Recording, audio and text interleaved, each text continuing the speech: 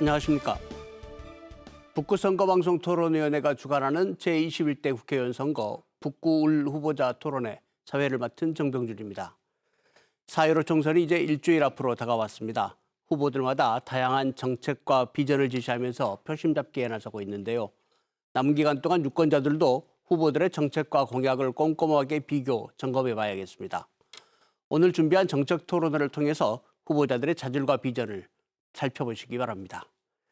21대 국회의원을 뽑는 이번 총선에서 북구울 선거구에는 모두 8분의 후보가 등록했습니다. 그런데 공직선거법에 따라 오늘 토론에서는 5분의 후보를 모시고 진행하겠습니다. 이 토론에 이어서 국가혁명배당금당 이재욱 후보, 기독자유통일당 강희중 후보, 무소속 김원가 후보의 토론회를 방송하겠습니다. 오늘 토론은 북구선거방송토론위원회가 선정한 의제를 중심으로 진행하겠습니다. 또 후보자들의 좌석과 발언 순서는 공정을 기하기 위해서 사전 추첨에 따라 결정되었음을 말씀드립니다. 그럼 먼저 오늘 토론을 함께해 주실 후보들을 좌석 순서에 따라 소개해 드리겠습니다. 추첨 순서에 따라서 먼저 기호 3번 최경환 후보입니다. 네, 안녕하세요. 기호 3번 민생당의 최경환입니다. 다음은 기호 6번 황순영 후보입니다. 안녕하십니까. 정의당 황순영입니다. 다음은 기호 7번 윤민호 후보입니다. 안녕하세요. 민중당 기호 7번 윤민호입니다. 다음은 기호 1번 이형석 후보입니다. 네, 안녕하세요. 더불어민주당 기호 1번 이형석입니다. 마지막으로 기호 10번 노남수 후보입니다. 안녕하십니까. 저는 무소속 시민후보 기호 10번 노남수입니다. 네, 토론에 앞서서 몇 가지 진행 규칙을 말씀드리겠습니다. 오늘 토론회는 발언 시간이 제한됩니다. 후보자들의 발언 시간은 발언을 시작할 때부터 측정되며 발언 시간을 초과하면 마이크를 끄도록 하겠습니다. 그럼 먼저 후보들의 기조연설을 들어보겠습니다. 정해진 순서에 따라 최경환 후보부터 1분 동안 기조연설 해주시기 바랍니다. 네, 안녕하십니까. 기호 3번 최경환 후보입니다. 코로나로 얼마나 힘들고 답답하십니까? 모두 힘을 합해서 잘 이겨내야겠습니다. 제가 4년 동안 초선 의원으로서 일을 했습니다. 초선 의원이었지만 북구의 현안 사업인 용봉 IC 진입로 문제, 호남고속도로 확장, 또 인공지능 단지가 들어설 첨단 3지구 사업에 물꼬를 텄습니다. 그리고 5.18 진상규명특별법도 만들어서 진상규명위원회도 출범시켰습니다. 앞으로 할 일이 많습니다.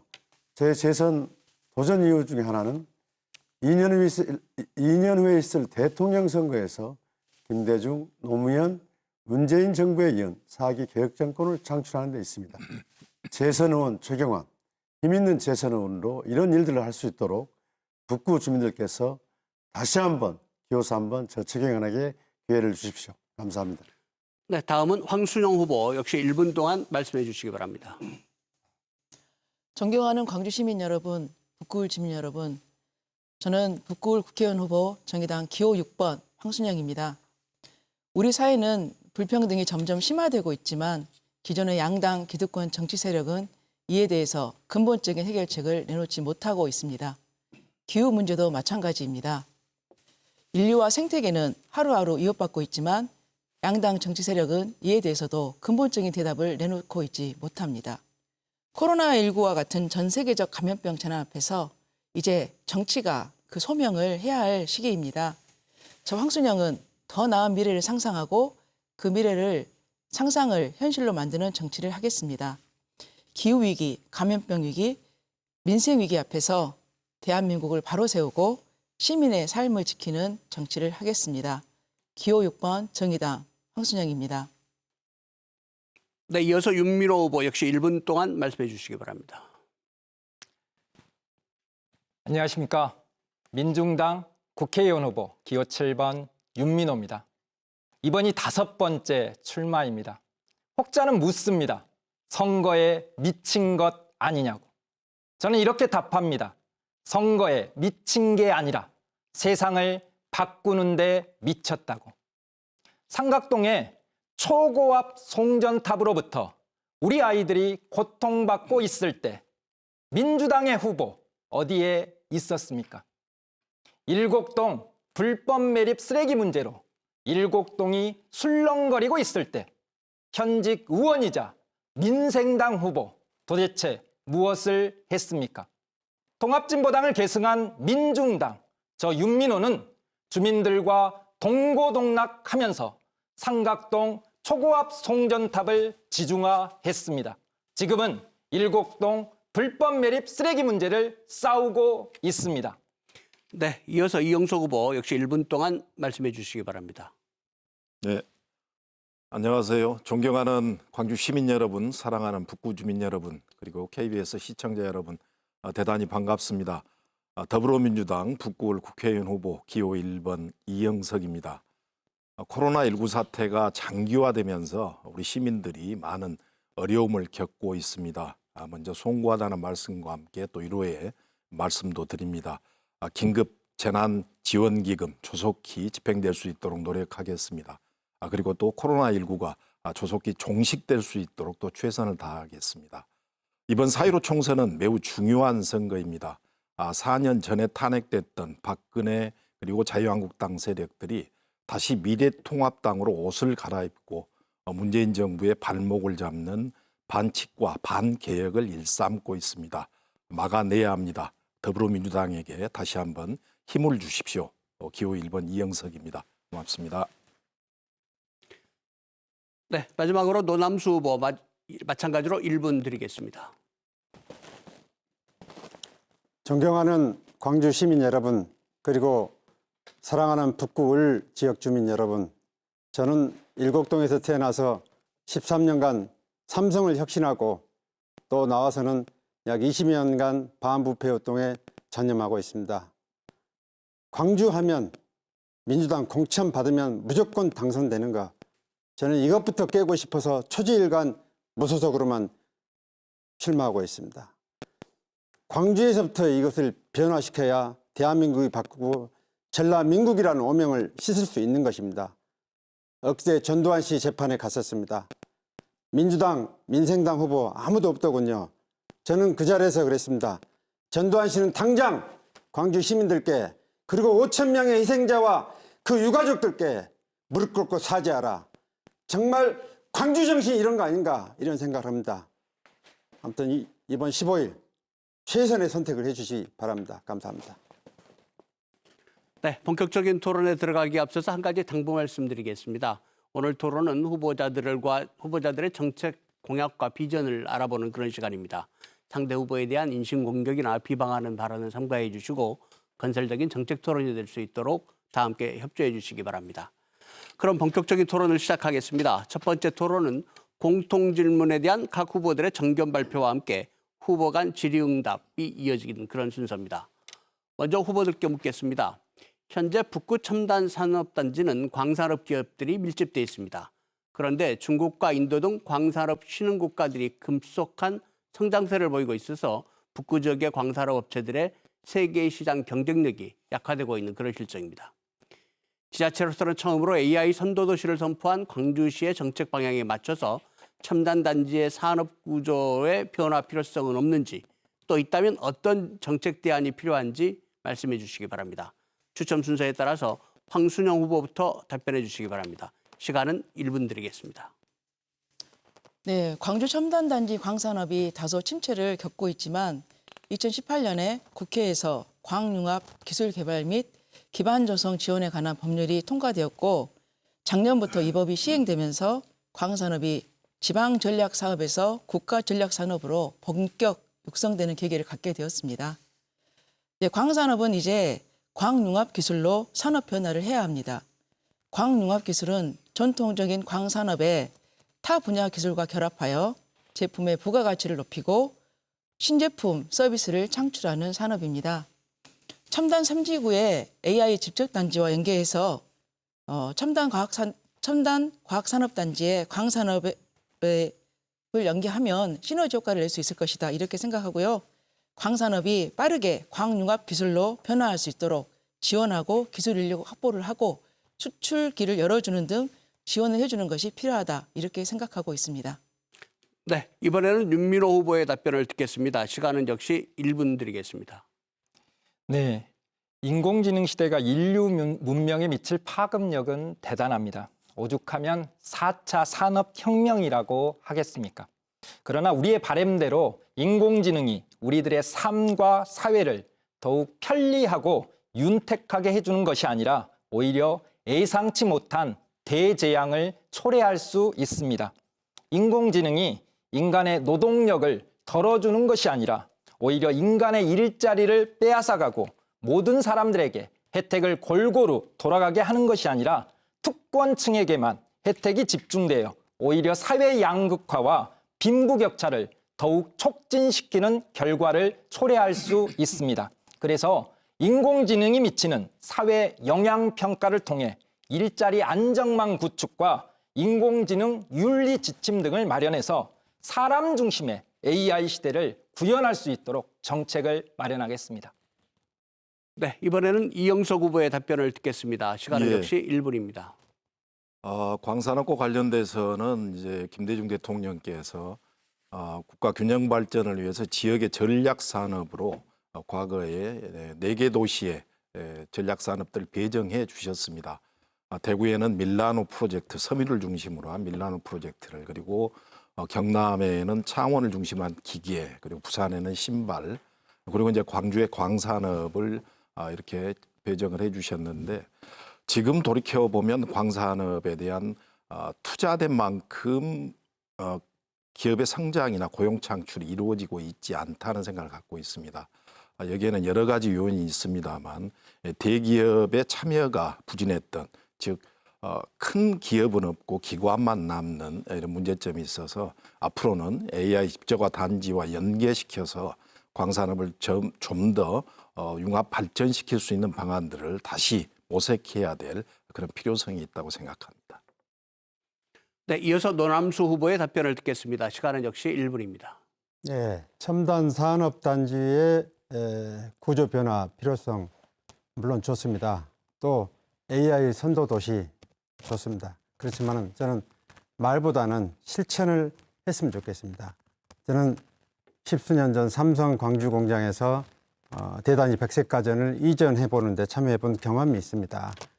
말뿐으로 되는 게 아니고 지금 첨단 산업은 아시다시피 게임 산업 또 AI를 비롯한 4차, 5차 산업을 준비해야 되는데 지금 전혀 광주는 준비가 안 되어 있습니다. 그냥 땅만 갈고 있습니다. 땅만 갈아서 뭐 하겠습니까? 저는 그렇습니다. 전 세계 유명한 우리 가까운데 손정희 소프트뱅크 회장이랄지 또 알리바바 이런 분들의 어떤 조언을 받아가지고 광주를 정말 빛나는 전략적인 도시, 첨단 진짜 실제로 우리 공장을 유치해가지고 많은 청년들한테 희망을 주고 정말 지역을 발전시킬 수 있는 그런 전략을 세웠으면 좋겠습니다. 네, 마지막으로 최경환 후보의 답변을 듣겠습니다. 시간은 역시 1분입니다. 예, 첨단단지 산업구조 변화 대단히 필요합니다. 지금의 광산업 상당히 어려움이 많습니다. 기업들이 영세하고 투자도 부진합니다. 2018년에 국회에서 이제 광융합산업진흥법을 통과시켜서 법적 제도적 기반은 마련됐습니다만은 저는 아까 황순영 후보께서 말씀하신 것처럼 중요한 것은 융합입니다. 전방기술, 전방산업, 광기술은 확보되어 있는 부분이 많이 있습니다. 거기에다가 후방산업으로서 저는 광의료 산업을 제안하고 싶습니다. 광의료 산업이라는 것은 내시경이랄지 저주파 치료기랄지 요즘 많이 우리가 문제가 되고 있는 헬스케어 마스크랄지 레이저 치료기 같은 이런 광기술과 융합할 수 있는 이런 게 필요하고 거기에서 우리가 승부를 내야 된다고 보고요. 그런 산업군으로 대체하는 노력, 그리고 많은 부분이 말씀하신 AI 산업, 광융합, 스마트 가전, 생체 의료, 정밀 금연과 같은 산업과 결합하는 것이 필요하다 이렇게 생각합니다. 네, 첨단단지 미래발전 전략에 대해서 5 후보의 정견을 들어봤습니다. 이어서 후보 간 질의응답이 있겠습니다. 그럼 정해진 순서에 따라서 황순영 후보부터 윤민호 후보에게 질문할 수 있는 기회를 드리겠습니다. 질문 시간은 40초입니다. 네, 광주는 광산업을 집중 육성한 결과 연구시설 등이 전국에 60% 정도 몰려 있고요. 산학 연계도 잘 되고 있습니다. 그러나 정작 광산업의 기업은 전국의 14% 수준입니다. 기업도 영세한 곳이 많고 단순 조립 제품 등이 많습니다. 문제는 광산업의 매출입니다. 전국의 약 매출은 80조 정도인데 광주의 광산업 매출은 2조 5천억 수준입니다. 광주가 광산업에 1조 원을 넘게 투자를 해서 얻은 결과입니다. 지금 또 첨단 단지에 AI 단지를 만들어서 그 정도 규모를 투자한다고 하는데 어떻게 해야만이 이런 문제를 해결할 수 있을 것인지 듣고 싶습니다. 네, 윤미로 후보 답변해 주시기 바랍니다. 답변 시간은 1분입니다. 예, 지금 세상이 바뀌고 있습니다. 산업 구조가 변화하고 있는데요. 대기업을 유치해서 일자리를 창출하겠다. 전국의 모든 지방자치단체가 다 이렇게 이야기하고 있습니다. 오직하면 모든 지방자치단체의 캐치플레이즈가 똑같습니다. 기업하기 좋은 도시. 저는 이렇게 해서는 양질의 일자리를 창출할 수 없다 이렇게 생각합니다. 노동이 존중받는 광주를 만들어야 합니다. 일단 광주에서부터 재정을 우리 노동자들이 근로조건이 더 나아지는 그런 환경을 만들 수 있도록 투자하도록 하겠습니다. 또 변화하는 산업 구조에 맞게끔 요양 서비스 등 공공 영역에서 일자리를 창출하는 그런 방안을 찾도록 하겠습니다. 그리고 일단 사람에게 재원이 투자되어져야 합니다. 여러 가지 콘텐츠를 개발하고 하는데 재원을 투자하도록 하겠습니다. 네, 이번에는 윤미로 후보가 질문하실 수 있습니다. 이영석 후보에게 40초 이내로 질문해 주시기 바랍니다. 일단은 이영석 후보께서는 그 인공지능 집접화 사업을 통해서 대기업을 유치하겠다. 그래서 청년 일자리를 창출하겠다 이렇게 밝히셨는데요. 문제는 이제 전 세계가 인공지능에 대한 여러 가지 부작용에 대해서 이야기를 하고 있습니다. 그래서 너무 장밋빛 환상만 심어줘서는 안 된다 이렇게 이야기하고 있는데요. 실제로 광주형 일자리의 경우에도 장밋빛 환상만 잔뜩 심어줬다가 막상 뚜껑을 열고 보니까 대기업인 현대자동차만 손 안 대고 코 푸는 격이 되었습니다. 그렇기 때문에 이 인공지능 산업에 대한 부작용을 좀 보완할 수 있는 대책이 있으면 말씀해 주시기 바랍니다. 네, 이영석 후보 답변해 주시기 바랍니다. 답변 시간은 1분입니다. 예, 뭐 인공지능과 관련돼서 우리 윤민호 후보께서 너무 장밋빛 환상만 이렇게 남겨서는 안 된다 말씀하셨는데요. 예, 동의합니다. 대신 일본의 소프트뱅크 회장인 손정희 회장의 이야기를 저는 한번 여기서 거론할 필요가 있다는 생각입니다. 손정희 회장께서는 얼마 전에 4차 산업혁명 시대 가장 중요한 사업은 첫째도 AI, 둘째도 AI, 그리고 또 셋째도 AI다 이렇게 말씀을 하셨어요. 그리고 자신들이 이제 그 모으는 재단에 약 100조 원의 기금을 마련해서 앞으로 이 100조 원을 모두 AI와 관련된 사업에 투자하겠다 이렇게 이야기를 했습니다. 물론 AI를 장밋빛 환상으로 볼 수도 있겠지만 저는 앞으로 우리 미래 성장 산업의 가장 첨단 동력이 될 사업이다. 이걸 문재인 대통령께서 우리 광주에 배려를 해주셨기 때문에 잘 발전시켜 나가야 된다는 생각입니다. 네, 이번에는 이영석 후보께서 노남수 후보께 질문하실 수 있습니다. 질문 시간은 역시 40초입니다. 예, 우리 노남수 후보께서 AI와 관련돼서 아까 말씀하실 때 이제 대기업의 삼성에도 근무를 하셨다 이렇게 말씀을 하셨고 여러 가지 일자리를 구축할 필요성이 있다 이렇게 말씀을 하셨는데 광산업도 마찬가지입니다만 저희들이 대기업 유치가 얼마만큼 중요한지 이게 또 우리 청소년들의 일자리를 만들어 가는데 또 우리 지역 경제를 발전시키는데 얼마만큼 중요한지는 저는 아무리 강조해도 부족함이 없다 이런 생각을 갖고 있습니다. 우리 노남수 후보께서 이 기업 관련 유치와 관련돼서 AI 관련 어떻게 구상하고 계신지 답변 바랍니다. 네, 네, 좋은 질문 감사드립니다. 저는 삼성에서 근무하면서 13년간 가전 공장을 이전도 해보고 또 실제로 수출 무역을 전담해서 물류 시스템을 완성시킨 경험이 있습니다. 수천억 정도의 매출과 수백억 원의 원가 절감을 해본 경험이 있습니다. 이게 이론하고 실전은 다릅니다. 실전은 좀 더 구체화돼야 되고 기업가들이 기업하기 좋은 환경을 만들어주고 오락해야 됩니다. 어차피 기업의 이익은 목표는 이익을 남기는 겁니다. 그렇기 위해서는 광주시에서 땅도 좀 제공해주고 또 세금도 몇 년 동안은 할애해 줄 테니까 많은 일자리를 가지고 와서 우리 건국동 양산동 이쪽에 빈 땅 많지 않습니까? 그쪽에다 공장을 세워서 장려해 준다면은 많은 청년들한테 활성화도 되고 또 지역 상권도 살아나고 또 우리 국부도 늘어나서 좋은 경제 환경이 되지 않을까 이렇게 생각합니다. 네, 이번에는 노남수 후보께서 최경환 후보께 질문하실 수 있습니다. 질문 시간은 역시 40초입니다. 예. 지금 미래 첨단 전략에 대해서 얘기를 하고 있는데 제가 잠깐 자료를 준비해 왔습니다.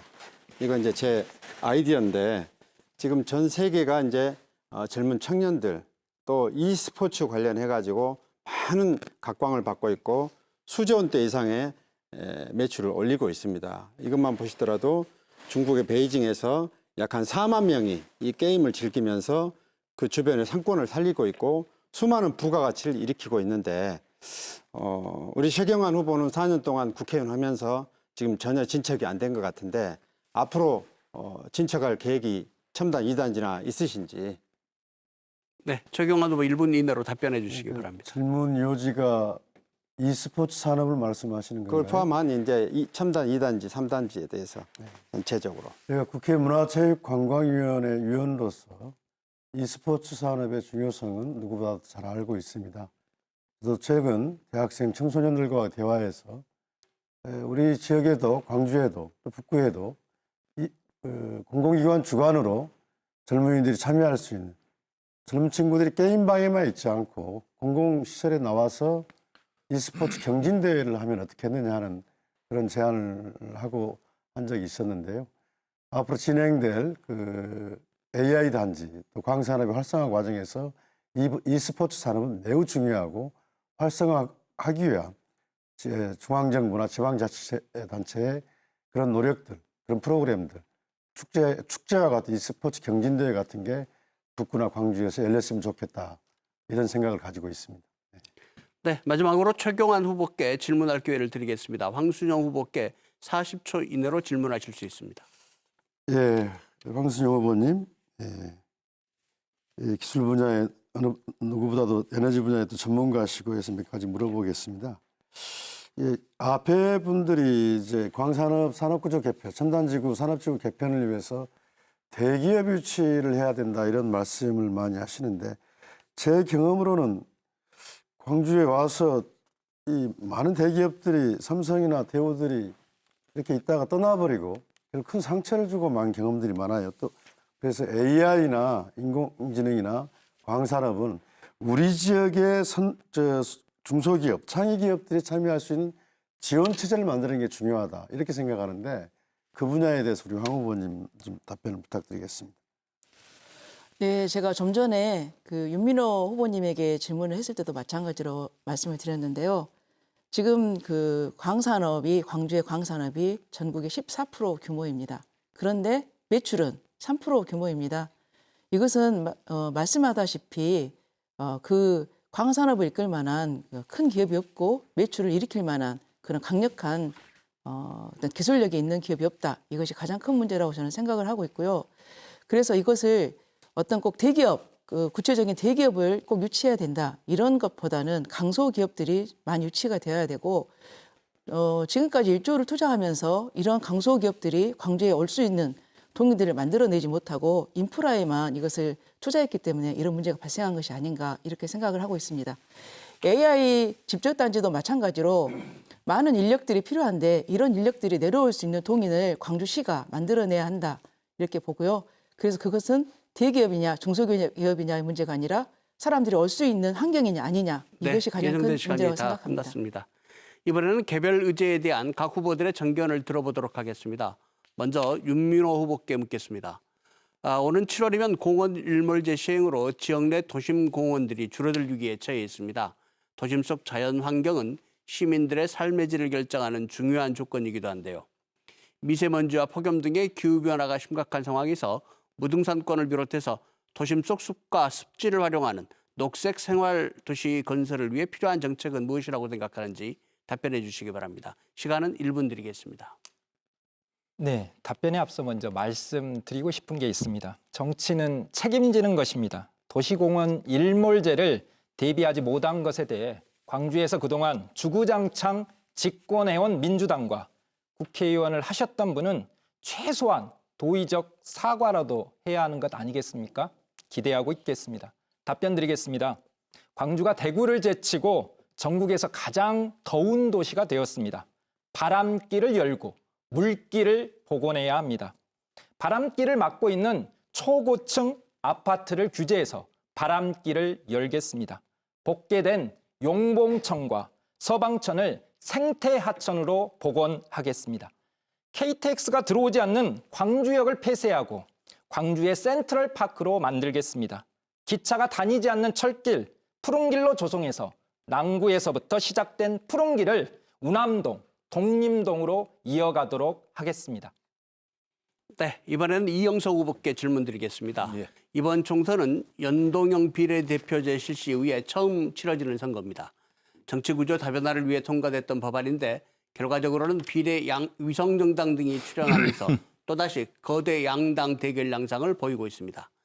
이번 총선의 후보로서 임하는 입장과 함께 총선 이후 정치개혁의 필요성에 대해서 답변해 주시기 바랍니다. 답변 시간은 1분입니다. 예, 이번에 이제 21대 총선을 앞두고 준연동형 비례대표제가 도입이 됐습니다. 지난 공수처법을 통과시키는 과정에서 소수정당과의 4+1 패스트트랙을 만들어서 준연동형 비례대표제를 저희들이 실시를 하는 것으로 이렇게 해서 법안이 통과가 됐었는데요. 실질적으로 이제 연동형 비례대표제는 소수정당의 원내 진입을 원활하게 좀 이루어내자는 정치 개혁 차원에서 이루어졌던 건데 지금 연동형 비례제가 진행되고 있는 내용은 우리 국민들에게 좀 다소 송구한 면이 없지 않다는 생각을 갖고 있습니다. 저는 근본적으로 미래통합당의 위성정당인 미래한국당이 만들어졌을 때 중앙선관위가 이 부분에 대해서 등록 절차를 거부했어야 된다. 그렇게 하면 저희 더불어민주당도 아마 더불어시민당이라는 이런 정당이 만들어지지 않았을 텐데 그런 아쉬움이 있습니다. 앞으로 준연동형 비례대표제에 대한 새로운 개편 방안이 논의될 것으로 예견됩니다. 네, 개별 의제에 대한 각 후보들의 정견을 듣고 있습니다. 이번에는 노남수 후보께 묻겠습니다. 최근 이른바 N번방 사건이 드러나면서 국민들에게 큰 충격과 분노를 안겨주고 있습니다. 무엇보다 미성년자인 초등학생들까지 범죄 대상이 되면서 디지털 성범죄의 심각성이 갈수록 커지고 있습니다. 후보께서는 국회의원이 되신다면 디지털 성범죄 근절을 위해서 어떤 정책적 노력을 하실 건지 구체적인 실천 방안에 대해서 답변해 주시기 바랍니다. 답변 시간은 1분입니다. 네, 이번에 모든 국민들을 충격에 빠뜨린 사건이죠. 정말 그래서 정치인을 잘 뽑아야 된다라고 생각을 합니다. 공천만 받으면 당선되는 이런 구조 말고 제대로 우리 시민들 편에서 속속들이 대변할 수 있는 그런 일꾼, 그 한 사람이 대한민국을 바꾼다 생각합니다. 자료를 보고 말씀드리겠습니다. 이번 디지털 성범죄의 실태인데 첫째는 그런 욕구 본능, 또 어떤 공급, 그걸 필요로 하는 사람이랄지 또 그에 따른 금전 관계가 오가고 이런 부분들이 좀 문제가 되지 않을까 싶고, 그다음에 SNS의 어떤 익명성, 성인식 부족, 또 일자리가 부족하니까 또 PC방에서 이렇게 그런 일을 하고, 이런 종합적인 문제를 정치인들이 꼼꼼하게 법과 제도를 강화해서 추진해야 된다고 생각합니다. 네, 이번에는 최경환 후보께 질문 드리겠습니다. 내년이면 광주 민간공항이 무안공항으로 통합됩니다. 민간공항이 광주에서 무안으로 완전히 이전하게 되면서 다양한 정책적 대안이 실시되고 있지만 시민들의 교통 불편 해소 등 해결해야 할 과제가 많습니다. 광주 민간공항 이전에 대한 입장과 향후 대책에 대해서 말씀해 주시기 바랍니다. 답변 시간은 1분입니다. 네, 민간공항 이전, 군공항 이전과 함께 불가피한 게 됐습니다. 말씀하신 것처럼 그러면 우리가 어떻게 시민들이 무안공항까지 가서 비행기를 탈 수 있느냐 하는 문제인데요. 지금은 자가용이나 또 시외버스를 이용해서 가는 거 밖에 없는 실정입니다. 앞으로 KTX 2구간이 만들어지면 또 이용할 수 있는 방법이 또 만들어지겠지만 저는 대책을 두 가지를 이야기를 말씀드리겠습니다. 첫째는 5개 구청별로 거점 공항버스를 설치하는 것입니다.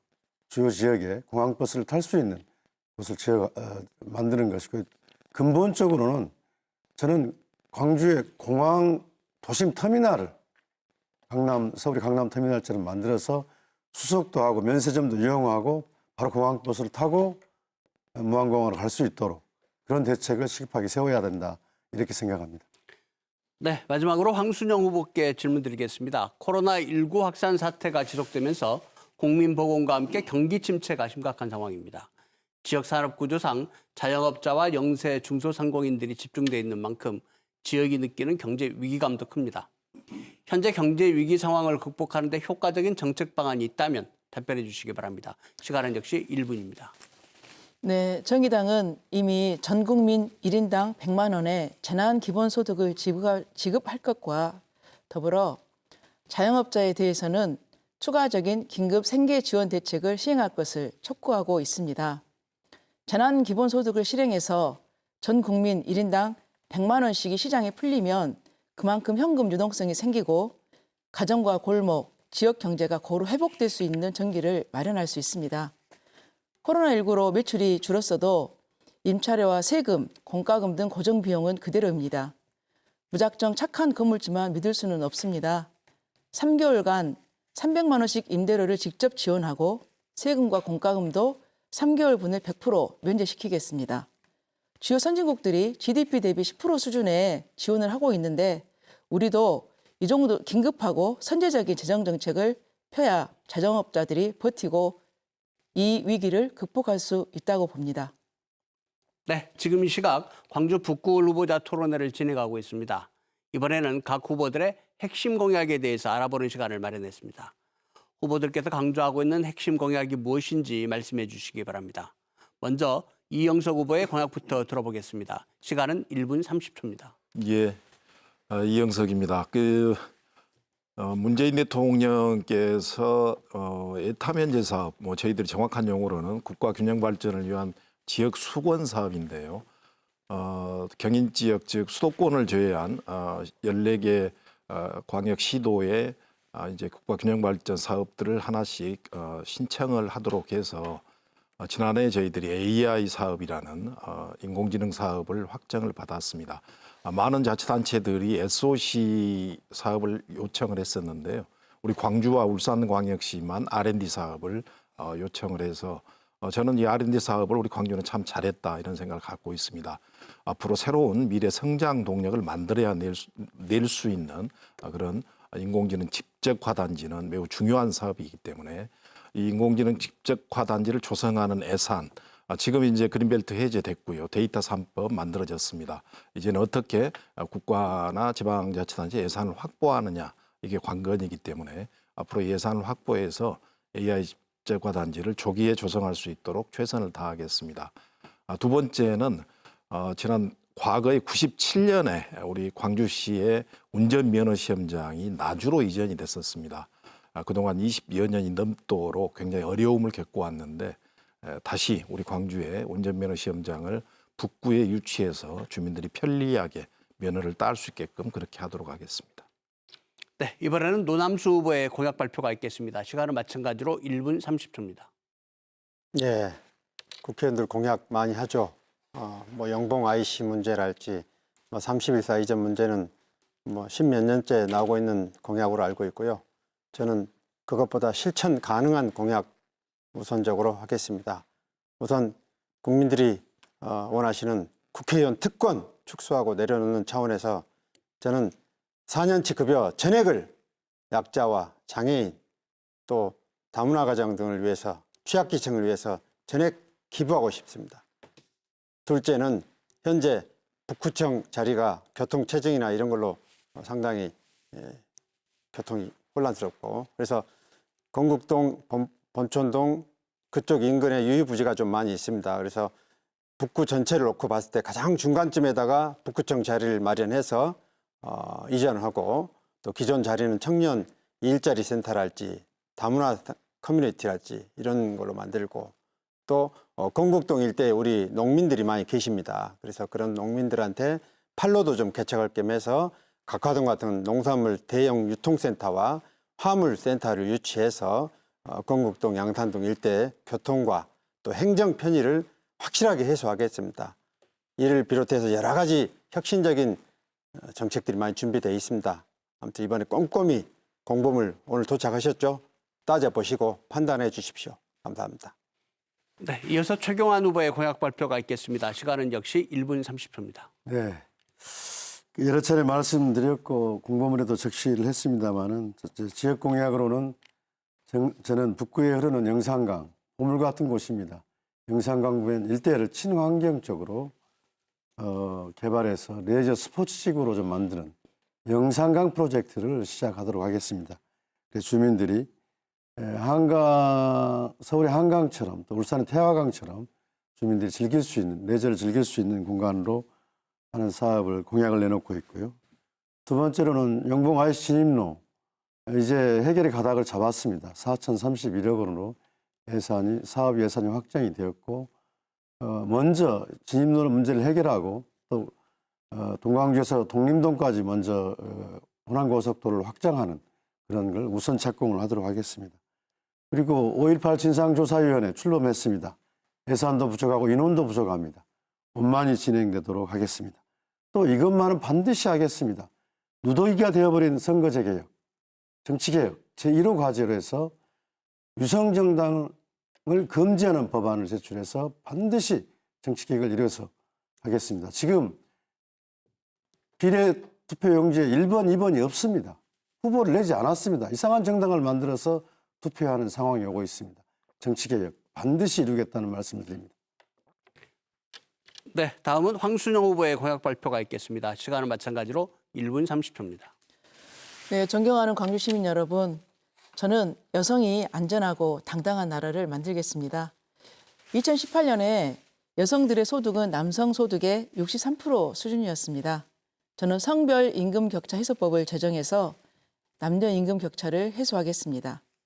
성별 임금 격차를 해소하는 것은 여성들의 노동 생애에 걸쳐서 있는 차별을 해소하는 것입니다. 또한 처형에 있어서도 성차별을 금지하도록 하겠습니다. 무엇보다 많은 국민들의 분노를 사고 있는 텔레그램, N번만 같은 디지털 성폭력과 성착취 문제, 특히 청소년 및 아동 성착취와 관련해서는 강력하게 대응할 수 있도록 정책을 수립하겠습니다. 사실 정의당은 작년 3월에 텔레그램 N번만 같은 사건을 막기 위해서 이미 윤소아 의원이 디지털 성폭력 처벌법 개정안을 발의했지만 이 법은 상임위를 통과하지도 못했습니다. 만약 정의당 윤소아 의원께서 발의한 이 법안이 통과됐다면 조주빈은 즉시 가중처벌의 대상이 되었을 것입니다. 만약에 이 법안이 통과되었다면 단언컨대 텔레그램 N번방 사건은 미연에 방지할 수 있었습니다. 정의당이 교섭단체였다면 이 법안은 반드시 통과되었을 거다, 이렇게 저는 말하고 싶고요. 여성이 안전하고 폭력으로부터 안전한 나라, 당당한 나라, 저 황순영이 꼭 하겠습니다. 네, 마지막으로 윤민호 후보의 공약 발표가 있겠습니다. 시간은 마찬가지로 1분 30초 드리겠습니다. 네, 대한민국 개천에서 용나는 시대는 지났습니다. 부모가 가지고 있는 재산과 신분에 따라 자식의 미래가 결정되는 세습 사회가 되어가고 있습니다. 우리 사회의 극심한 불평등을 해소하기 위해 극소수 특권층에 몰려있는 불공정 자산을 재분배하도록 하겠습니다.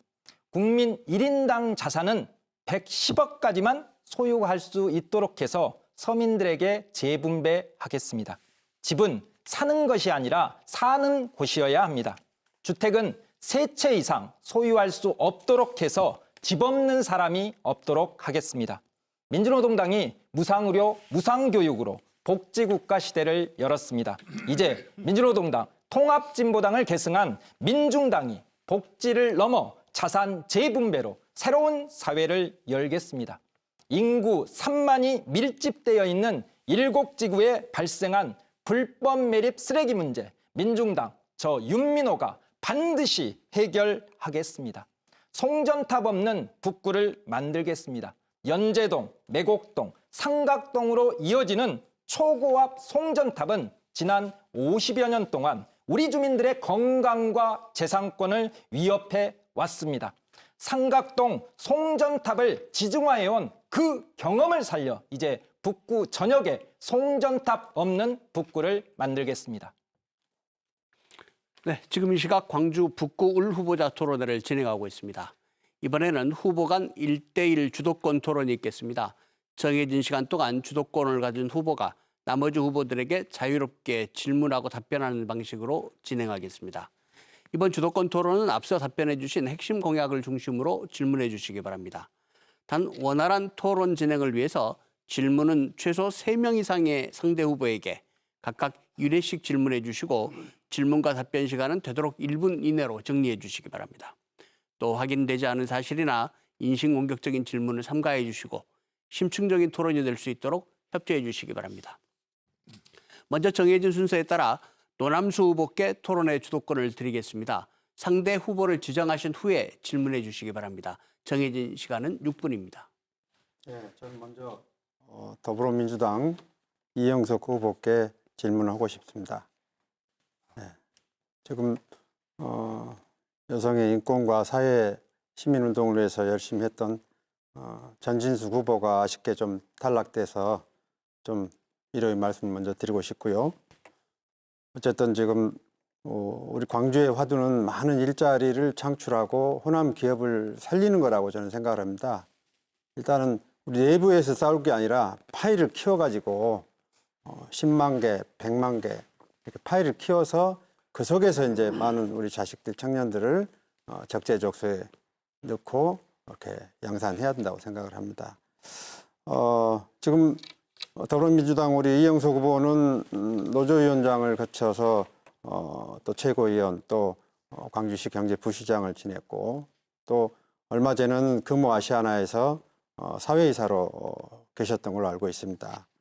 근데 이제 2년 동안 계시고 작년 7월경에 현대로 금호아시아나가 매각이 됐는데 이런 호남 기업들이 대주를 비롯해서 계속해서 지금 세계 50위권 밖으로 밀려나고 있고 이렇게 되면 우리 광주 출신 청년들의 일자리가 뭐 줄어드는 것은 불보듯 뻔한 사실인 것 같고 이런 구조적인 문제를 좀 개선하기 위해서는 어떻게 해야 될 건지 묻고 싶습니다.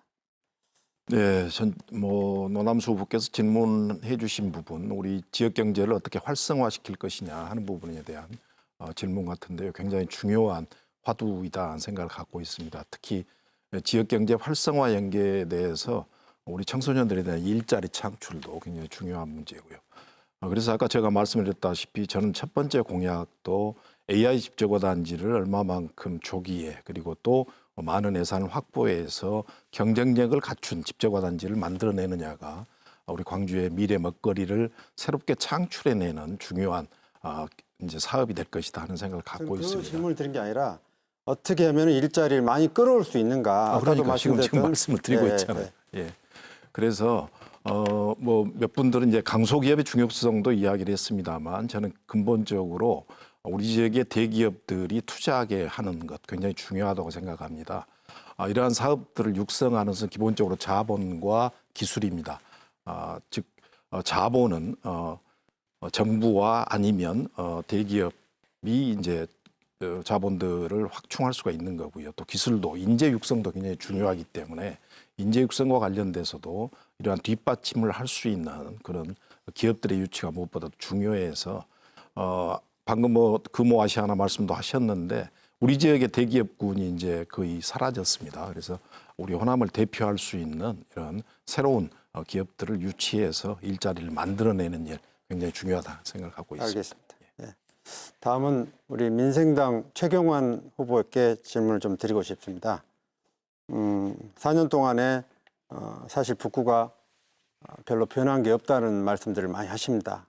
특히 양산동, 건국동, 첨단 2지구, 신영동 이런 쪽 행정 불편이랄지 교통 불편은 아직도 얘기를 하고 있고 그런데 엊그저께 공약에서 보니까 지금 우남동, 독림동 이쪽이 약 한 7만 명 이상의 우리 북구 주민들이 계시는데 어떻게 해서 광주 이 지하철 노선에서 빠지게 됐는지 사실은 우남동이나 독림동은 역사적으로도 아주 중요한 도시고 우리 북구의 핵심일 수도 있는 도시인데 빠졌습니다. 그래서 지하철 지선을 만든다고 그러는데 제가 지하철 공사에 물어보니까 3차선이면 3차선이지 지선은 이미 설계가 확정돼서 2023년까지 완공을 목표로 하고 있다고 그러는데 거기에 대해서 답변해 주시면 감사하겠습니다. 4년 동안 아무것도 하신 게 없다 그랬는데 양산 건국동 지역을 위해서만 일한 것 같습니다. 양산 복합 커뮤니티센터 건립 시작됐고요. 지산 중부로 시작됐고요. 또 빛거울 건국동에 빛거울 경찰서도 하나 들어섭니다. 또 체육관도 들어서고 신용동이 분리되면서 여러 가지 행정타운도 행정복합단지도 만들어지고 그렇습니다. 여러 가지 또 본천동에 건강생활지원센터도 만들어졌고요. 운암동 지하철 지선 문제, 그게 3차선이냐 지선이냐 하는 건 큰 의미가 없습니다. 지금 운암동 쪽은 중앙공원이 있고 비엔날레가 있고 시민문화회관이 있고 우리 문화 중심적인 역할이 있고 또 10만 인구가 있습니다. 그게 지하철 지선이 없다는 노선이 없다는 건 문제고요. 말씀하신 대로 24년 이렇게 끝나갈 무렵에 공론화를 해서 지금 2기 지하철 공사가 끝나가고 있자 이제 23년이나 24년 마무리가 될 텐데요. 그때까지 공론화를 해서 저는 원래 당초 계획이 있었다고 합니다. 광주역에서 동문고가 쪽으로 와가지고 광천터미널에서 시청까지 가는 노선이 있었습니다. 그게 누락되었는데 이번에 이제 제 임기 이번에 당선된다면 다시 그걸 공론화 시켜서 2기 지하철 순환 노선이 거의 끝나갈 무렵에 다시 할 수 있다고 생각합니다. 충분히 할 수 있습니다. 그리고 거기에 운암 3단지 개발 3,300세대가 한 5천 명이 인구가 더 늘어날 계획입니다. 반드시 필요하다고 봅니다. 운암동 지하철 지선 연결 반드시 해내겠습니다. 네, 후보 간 1대1 주도권 토론이 이어지고 있습니다. 이번에는 최경환 후보께 주도권 드리겠습니다. 마찬가지로 질문할 상대를 먼저 지정하신 후에 질문해 주시기 바랍니다. 시간은 6분입니다. 예, 저는 완전 순서대로 황순영, 윤민호, 이영석 후보 세 분에게 공통된 질문을 드리겠습니다. 좀 답변을 짧게 간단한 겁니다. 제가 아까 말씀드렸듯이 지난 연말에 패스트트랙으로 해서 선거제 계획을 통과시켰는데 선거제 계획이 누더기가 돼버렸습니다. 망신차이가 돼버렸습니다. 1번, 2번 거대 정당, 비례정당에 투표할 칸이 없습니다. 1번, 2번이 없습니다. 무슨 유성정당, 비례정당을 만들어가지고 이런 정치적인 상황이 와버렸습니다. 저는 그래서 여기서 어느 분이 국회에 들어가실지 모르겠지만은 들어가면은 정치개혁 제1과제로 유성정당 금지하는 법안을 제가 당선되면 그걸 제일 먼저 하겠습니다. 그래서 나머지 세 분 간단히 한 10초 이내에 다른 정책 질문을 제가 하겠습니다만은 그걸 하겠다 안 하겠다 이것만 좀 답변을 좀 부탁드리겠습니다. 황순영 후보님부터 말씀해 주시죠. 네, 반드시 위성정당은 금지되어야 되고요. 저는 사실은 최대한 빠른 시일 내에 이 문제가 선관위로부터 해결이 돼야 된다 이렇게 생각하고 있습니다. 네, 고맙습니다. 윤민호 후보님. 네. 예, 이런 코미디 같은 상황이 어디에 있단 말입니까? 이건 반드시 바로 잡아야 됩니다. 이번 경우를 놓고 보더라도 대한민국 정치 세력 교체가 필요하다 저는 이렇게 생각합니다. 특히나 요 위성정당이 만들어짐으로 인해서 우리 국민들이 내고 있는 세금 요 위성정당이 다 이 강탈해 간 거 아닙니까? 요 세금 도둑 아니겠습니까? 이 법은 반드시 제정돼야 된다. 감사합니다. 저는 이렇게 생각합니다. 이영석 후보님. 예, 뭐 저도 마찬가지로 지금 준연동형 비례대표제가 다소 좀 변질됐다는 부분에 아까 송구하다는 말씀을 드렸는데요. 미래한국당이라는 이 부정선수들이 링에 올라와 있어서 저희들도 어쩔 수 없이 이 미래통합당에게 비례대표를 다 내줄 수 없는 궁여지책이었다 이렇게 말씀을 드리고요. 앞으로 이 부분에 대해서는 계속 유성정당 앞으로 뭐 이것은 궁여지책으로 하시겠다는 이야기예요? 아니요. 이번에는 그렇게 했지만 앞으로는 연동형 비례대표제에 대한 반드시 개혁이 필요하다는 생각입니다. 저번에 꼼수 정치다, 쓰레기 같은 정치다 이렇게 발언을 하셨는데 유성정당에 대해서 그러면 입장을 바꾸시는 겁니까? 아니요. 입장을 바꾼 게 아니고 제가 그 말씀을 드렸을 때는 중앙선관위에서 저는 미래한국당이라는 위성정당을 등록을 해주지 않을 것으로 저희들은 예측을 했었습니다. 우리 미래한국당의 그 창당 과정을 잘 아시잖아요. 예, 알겠습니다. 뭐 미래통합당 예, 선거 예, 사무실에서 됐습니다. 예. 또 저 뭐 들판의 한가운데 사무소를 내는 이런 것을 중앙선관위가 받아들여줬기 때문에 이런 문제들이 제가 주도권 발생했다. 토론이니까요. 예. 이렇게 생각을 합니다. 제발 우리 정치가 정상화되었으면 좋겠습니다. 비례대표 칸에 찍을 1번 정당이 없고 2번 정당이 없다는 게 말이 됩니까? 정말 다음에 꼭 이 계획이 이루어지기를 바랍니다. 윤민호 후보에게 질문하겠습니다. 송전탑 문제. 정말 고생 많으셨습니다. 전남여상 국제고 삼각초 학부모님들도 많이 만나서 그 삼각동 초고압 송전탑 지중화 사업 이렇게 해서 좀 보람을 느낍니다.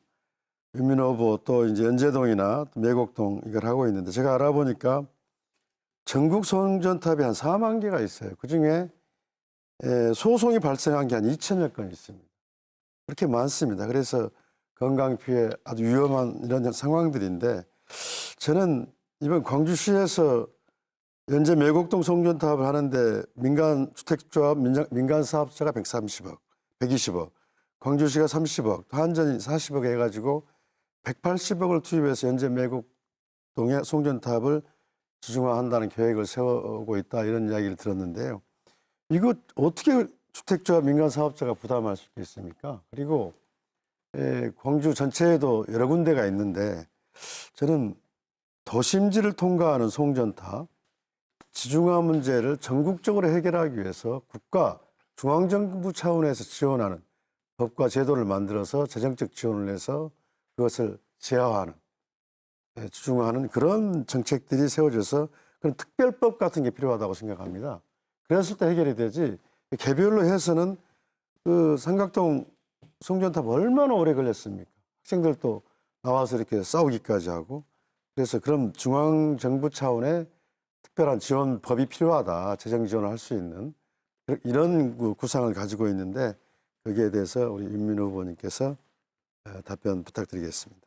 네, 특별법 제정 좋죠. 특별법 마련해야 됩니다. 근데 문제는 특별법 마련만 기다리고 있을 수는 없는 거 아닙니까? 지금 이 순간에도 송전탑 때문에 우리 주민들은 안전에 위협받고 있고 재산권을 침해받고 있습니다. 그런 방법을 찾아야 됩니다. 그 방법은 연구하고 또 주민들과 힘을 모으면 전 충분히 가능합니다. 저는 5년 동안 누구도 안 된다고 했습니다. 야, 50년 동안 송전탑이 있었는데 그동안 싸웠는데 안 됐는데 너희 같은 힘없는 정당이 싸워서 되겠냐? 다들 이랬거든요. 근데 주민들과 함께 힘을 모으니까 됐지 않습니까?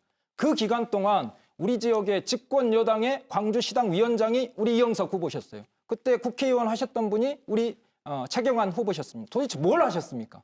오직 우리 민중당만이 우리 그 서민들 곁에서 그것도 오해시고요. 힘을 모아서 제가 송전탑을 국토교통위원회로서 한전 광주시와 아니요, 충분히 주민들이 그런 해결했습니다. 말씀하십니다. 제가 간담회를 아니, 같이 했는데 주민분들이 도대체 최경환 국회의원 뭐 했냐? 왜 코빼기도 안 보이냐? 국제고 이런 하소연을 계속하고 학생들이나 계시더라고요.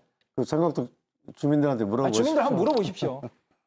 네, 예정된 시간이 다 됐습니다. 이번에는 황순영 후보께 주도권 드리겠습니다. 마찬가지로 질문한 상대 후보를 먼저 지정하신 후에 질문해 주시기 바랍니다. 시간은 역시 6분입니다. 네, 이영석 후보님께 질문 드리겠습니다. 지금 기후 위기가 굉장히 심각합니다. 코로나19 감염병 문제도 기후 위기로 인한 환경 파괴가 원인이다. 지금 이렇게 이야기가 되고 있는 상황입니다. 그래서 정의당은 지난 1월 달에 그린 뉴딜 경제 정책을 발표했습니다. 그린 뉴딜 경제 정책은 기후 위기와 불평등 위기를 함께 극복하자는 경제 정책인데요. 기후 위기에 대응해서 재생에너지 산업으로 우리 산업을 전면적으로 바꾸고 이 산업을 바꾸면서 현재의 불평등한 구조, 불평등한 노동들을 안전하고 평등한 노동으로 바꾸는 그런 대전환을 하는 경제 정책입니다. 지금 문제는 기후 위기도 문제이지만 코로나 이후에 경제 문제가 굉장히 심각합니다. 실물 경제가 지금 다 무너져 있고 아마 지금 당장 느끼는 체감보다 앞으로 다가올 체감들은 엄청나게 크다. 이렇게 지금 저희는 보고 있고요.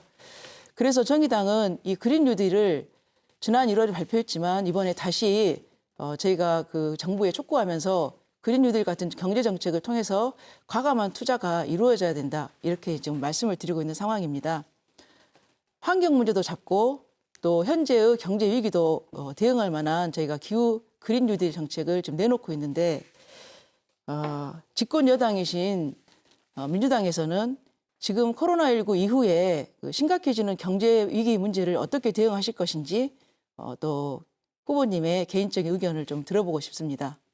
예, 우리 정의당에서 그린 뉴딜을 이렇게 정책적으로 제안하시고 준비하고 계시는 데 대해서는 저도 대단히 고무적이라는 생각을 갖고 있고요. 특히 기후 위기에 대한 전 지구적인 위기감이나 이런 부분들에 대해서는 아마 다 공감을 하실 것 같습니다.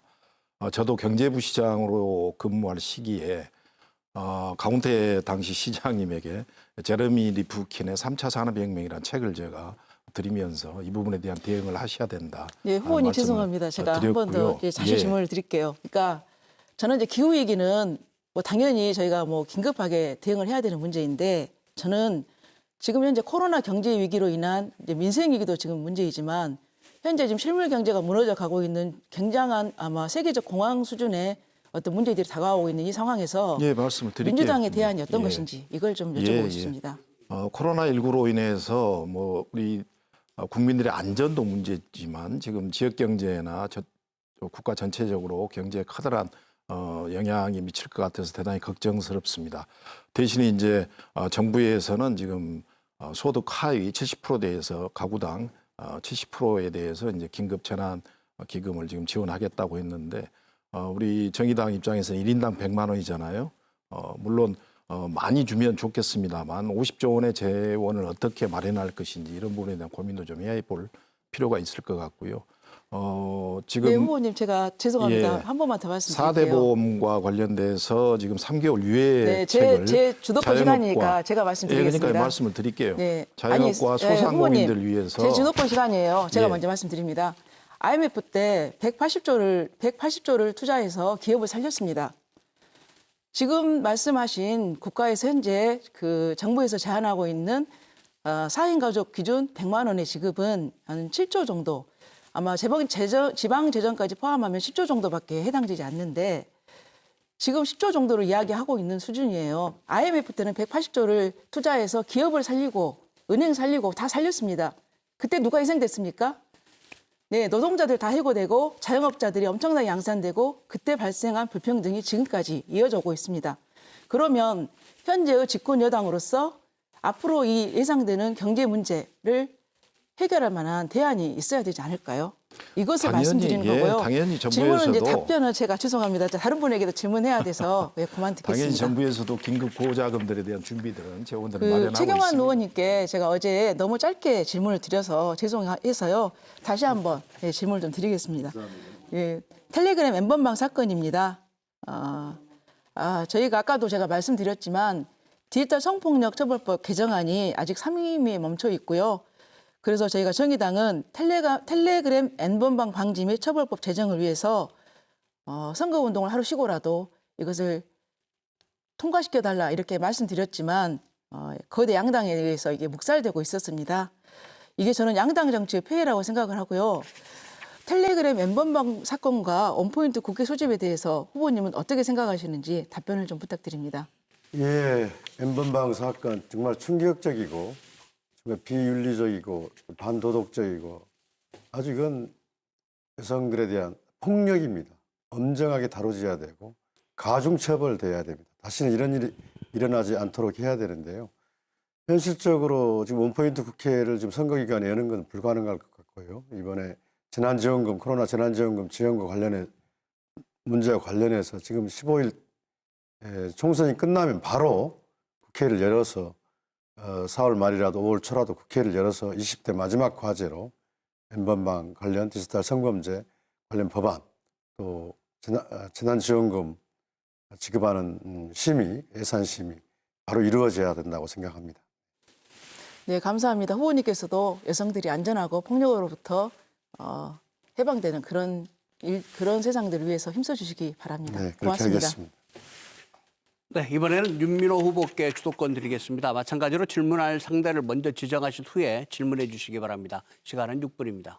네, 우리 이영석 후보님께 질문 드리겠습니다. 우리 후보님은 기회가 있을 때마다 이제 우리 사회에 만연해 있는 특권과 반칙을 없애서 공정한 사회를 만드시겠다고 주장을 해오셨습니다. 근데 제가 이력을 보니까 좀 특이한 이력이 있더라고요. 아시아나 항공 사회이사를 하셨어요. 맞죠? 네, 맞습니다. 제가 알고 있기로는 아시아나 항공 사회이사를 하면 한 1년에 한 30여 차례 회의만 하고 한 연봉 한 5천만 원 정도 이렇게 받는 걸로 나와 있더라고요.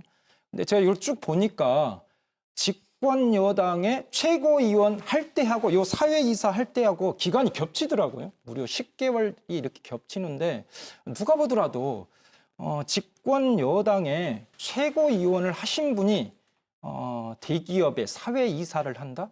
이건 특권과 반칙의 냄새가 나는 것 아니냐? 또 우리 젊은이들 같은 경우는 작년에 우리 전남대학교에서 채용비리, 아빠 찬스, 심지어는 여자친구 아빠 찬스 막 이런 이야기로 상대적 박탈감을 줬는데 우리 청년들이 보기에도 이건 도저히 이해할 수 없는 상황이다 이렇게 생각이 되어지는데 여기에 대한 말씀을 좀 해주시면 고맙겠습니다. 예, 뭐 제가 아시아나 사회이사를 한 게 특권과 반칙이다 이렇게 말씀하셨는데요. 그것은 오해가 있으신 것 같고요. 제가 아시아나 사회이사를 갈 때가 2018년 3월입니다. 금호 아시아나가 가장 어려울 때였습니다. 저에게 이제 사회이사를 제안했던 것은 아마 2017년 대선 과정에 네, 금호 알겠습니다. 타이어가 특권이 아니시다 이 말씀이죠? 매각되는 알겠습니다. 과정에서 그럼 그렇게 이해하겠습니다. 제 역할을 제가 인정을 좀만 해서 더 말씀을 한번 드려보겠습니다. 예. 특권이 아니다라고 아니, 저 하면 답변을 좀 그러면 답변 충분히 기회를 좀 주시고 아니, 제가 좀 한번 더 말씀드리고 예. 특권이 아니다고 하시면 저는 특권이라고 많은 젊은이들이 생각할 것 같아서 어찌됐든 후보님께서는 특권이 아니다 이렇게 생각하고 계신다. 저는 이렇게 이해하도록 하겠습니다. 문제는 이 아시아나 항공이 당시에 사회이사로 계실 때 사회이사의 역할이 경영진을 견제하고 감시하는 역할 아니겠습니까? 근데 2018년 때 요 아시아나 항공 갑질 사건으로 온 사회가 떠들썩했어요. 특히 그 기내식을 납품하는 업체 이것을 바꾸는 과정에서 심지어는 그 납품업체 사장님이 자살까지 하는 요 사회적 이 문제를 일으켰거든요. 사회이사님으로서 그 당시에 했던 역할이 있습니까? 그것도 또 오해가 있는데요. 사실관계를 좀 확인을 해보실 필요가 있을 것 같습니다. 그래요? 케이터링 업체가 문제가 됐던 시기는 제가 사회이사로 가기 전에 일어났던 일이고요. 한번 예. 확인해 보십시오. 2018년 금호타이어, 7월이거든요. 제가 아마 금호타이어가 그러니까 제가 2017년 말씀을 3월부터 드릴게요. 예. 금호타이어가 2018년 3월부터 매각되고 19년 6월까지 나서 하신 거 아닌가요? 이건 그러니까. 대단히 중요한 문제입니다. 아니 그러니까요. 제가 아니라고 이거 말씀드릴게요. 거짓말 치면 안 되니까요. 아니, 거짓말 아니, 유권자분 아닙니다. 아니 예. 그러면 제가 묻겠습니다. 자, 2018년 3월부터 19년 6월까지 잠깐만요. 사회이사 지금- 하는 거 맞죠? 아니요. 잠깐만요. 아니요, 제가 물어볼게요. 아니 이 사실관계를 바로잡아야 되니까. 토론회가 선관위의 정책 토론회라고 돼 있어요. 아니요. 근데 그러니까 윤민호 맞습니까? 후보가 안 질문하신 맞습니까? 것은 이건 사적인 아니요, 자질의 문제죠. 질문이기 때문에 아니, 유권자 여러분. 저는 아니, 여기서 기본적인 자질을 검증하는 게 아니, 토론 그러니까요. 아니겠습니까? 아니 제가 물어볼게요. 그래서 거짓말을 하시면 안 되죠. 거짓말을 하는 게 아니죠. 아니 그러니까 제가 사실관계를 묻겠습니다. 자, 18년 3월부터 19년 6월까지 사회이사 하는 거 맞죠? 예, 맞습니다. 자, 18년 그러면은 그 기내식 대란이 18년 8월에 발생했습니다. 맞습니까? 기내식 대란이 발생되기 전에 기내식 대란이 발생했던 원인 자체가 아니요. 그러니까 이때 뭔 역할을 케이터링 했냐고요. 그게 업체를- 사회적 환경으로 8월 달에 있었는데 이때 뭔 역할을 했냐고. 예, 여기까지 하겠습니다. 이것은 유권자분들이 판단하시리라고 생각을 합니다. 그러면 제가 또 묻겠습니다. 이 공약 중에 보면 더 살기 윤리원님, 좋은 쾌적한 환경. 윤민호 후보님 예. 지금 주도권 토론 중에 세 분의 후보에게 예, 질문을 알고 하도록 되어 있습니다. 있습니다. 예. 공약 중에 더 살기 좋은 쾌적한 환경을 조성하겠다.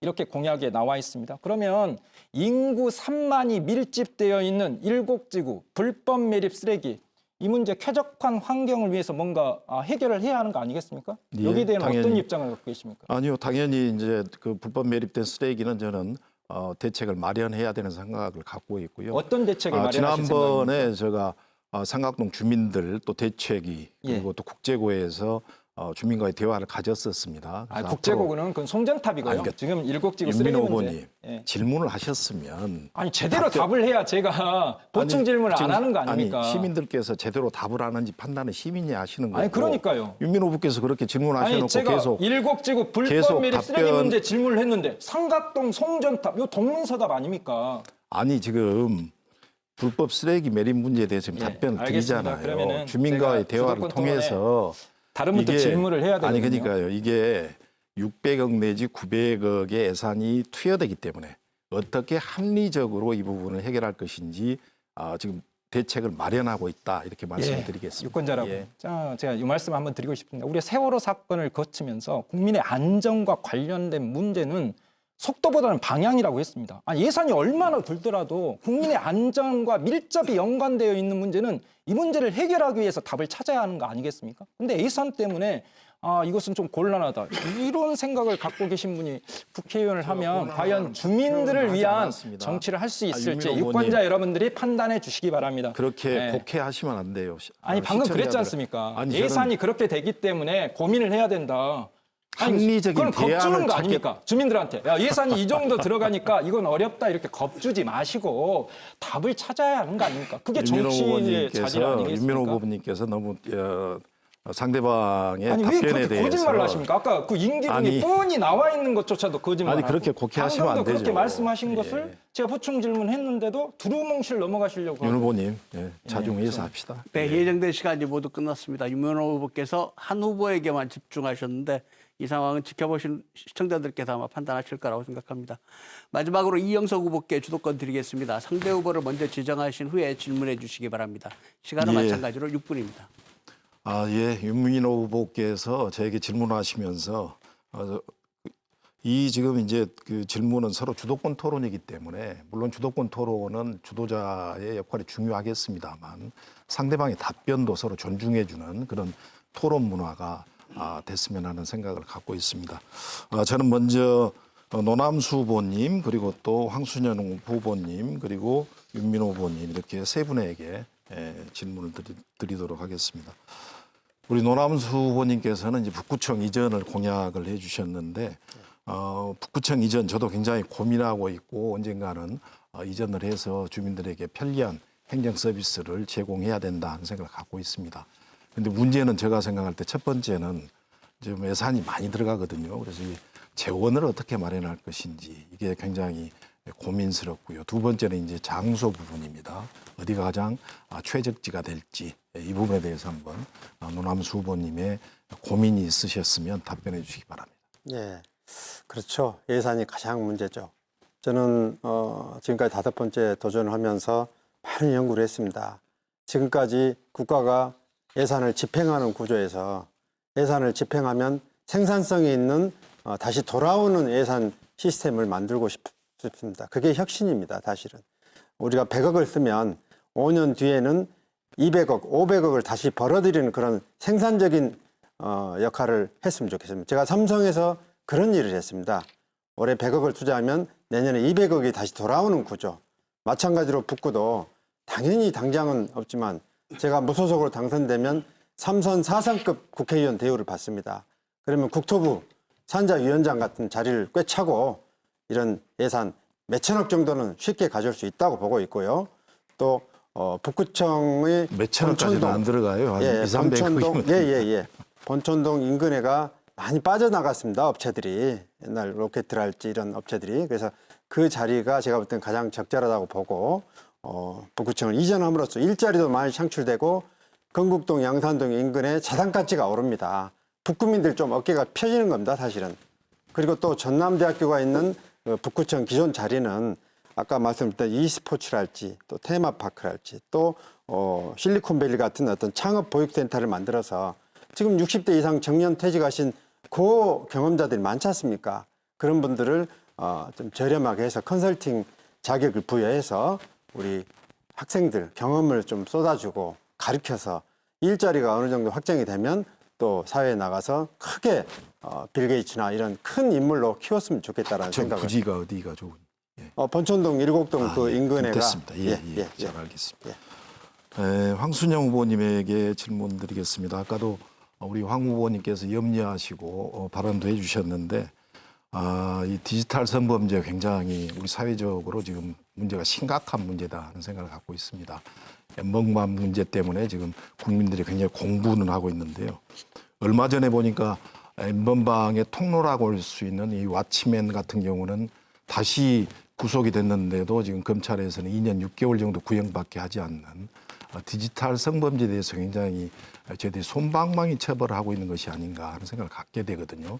우리 정의당 입장에서 또 우리 황순영 후보 입장에서 이런 디지털 성범죄에 대해서 어떻게 앞으로 대책을 마련해 했으면 하는지 말씀해 주시기 바랍니다.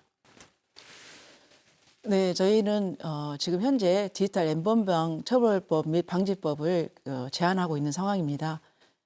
이 디지털 성범죄가 2000년대 이후에 새로운 성범죄가 되고 있고요. 법원에서 이런 법안들, 이런 범죄가 이렇게 그 손방망이 처벌로 나오는 것들은 일단 법 제도가 구비되지 않아서입니다. 또 하나는 디지털 성범죄에 대한 우리 사회 인식이 낮았기 때문입니다. 이번 디지털 N번방 사건으로 많은 분들이 디지털 성범죄가 얼마나 위험한 범죄인지를 알게 되었고요. 그래서 저희 정의당이 제안하는 것처럼 처벌을 위해서는 피해자나 피해자가 아니죠. 가해자와 관련자들에 대해서 엄정한 처벌을 해야 된다 이렇게 보고, 또 하나는 중요한 것이 여기에 가담하시는 분들, 소비하시는 분들이 문제입니다. 디지털 성범죄라고 하는 것은 유통하고 또 만들어내는 것뿐만이 아니라 이것을 소비하는 주체가 있기 때문에 이게 한 사이클로 범죄가 이루어지는 것이거든요. 그래서 이것을 소비하는 사람들에 대한 처벌이 이루어지지 않는다면은 디지털 성범죄가 해소되지 않는다 이렇게 보고, 그래서 관련자들 모두의 처벌이 되는 그런 법을 좀 제안을 하고 있어서, 혹시 이영석 후보님께서 21대 국회에 들어가신다면 이런 디지털 성범죄와 관련돼서는 끝까지 꼭 싸워주시기를 부탁드리고, 저희 정의당도 디지털 성범죄와 끝까지 싸우겠다 이렇게 말씀드리겠습니다. 예, 그렇게 하겠습니다. 다음에는 윤미로 우리 후보님에게 질문을 좀 드리겠습니다. 우리 윤 후보님께서는 상위 1% 특권 자산을 몰수하자, 그리고 서민에게 그것을 재분배하자 이렇게 말씀을 하셨고, 재산은 총 110억을 상한선으로, 소득은 15억으로 제한하자 이렇게 했는데, 우리 헌법 119조에 보면은 개인이나 법인에 대한 경제활동은 자유로운 경제활동을 보장을 하고 있거든요. 이런 부분에 대해서 우리 윤 후보님은 어떻게 생각하시는지 답변을 좀 부탁드립니다. 네. 답변을 하려고 하는데 네. 시간이 다 가고. 윤 후보님 답변을 들어야 합니다만 예정된 시간이 다 끝났습니까? 끝나서 이 순서는 이렇게 마치겠습니다. 이상으로 해서 후보들 간의 토론은 모두 마쳤습니다. 이제 마지막으로 각 후보별로 유권자들에게 당부하고 싶은 말이나 미처 답변하지 못한 내용, 그런 내용들을 말할 수 있는 마무리 발언 시간 드리겠습니다. 오늘 후보들이 하실 말씀이 많으실 것 같아서요. 마무리 발언 시간을 1분 30초씩, 각 후보들마다 1분 30초씩 드리겠습니다. 자, 마무리 연설은 맨 처음 최경환 후보부터 마무리 발언 해주시기 바랍니다.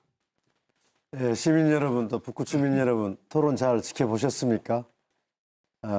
이번 4.15 총선 아주 중요한 선거입니다.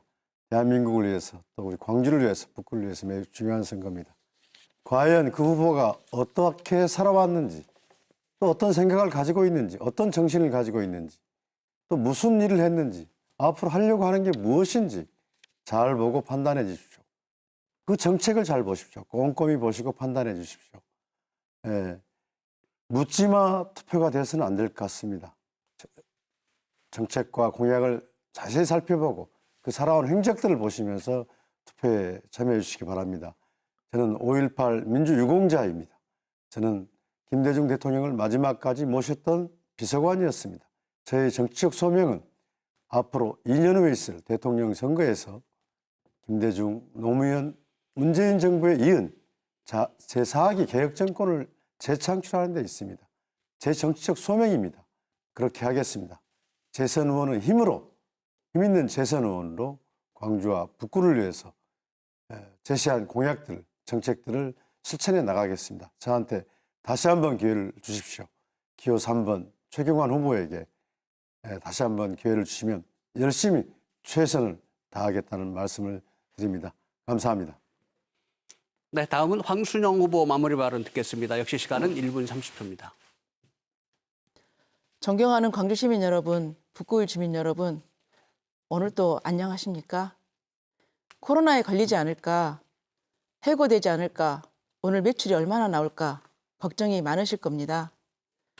코로나 민생위기가 앞에서도 여야 거대 정당들은 위성정당 경쟁에만 혈안이 되어 있습니다. 꼼수 정당, 일회용 정당, 총선이 끝나면 없어질 정당을 만들어서 민생은 살피지 않고 양당 경쟁만 하고 있는 이 정당들 그대로 두고 보시겠습니까? 이번 21대 총선은 너무나 중요한 선거입니다.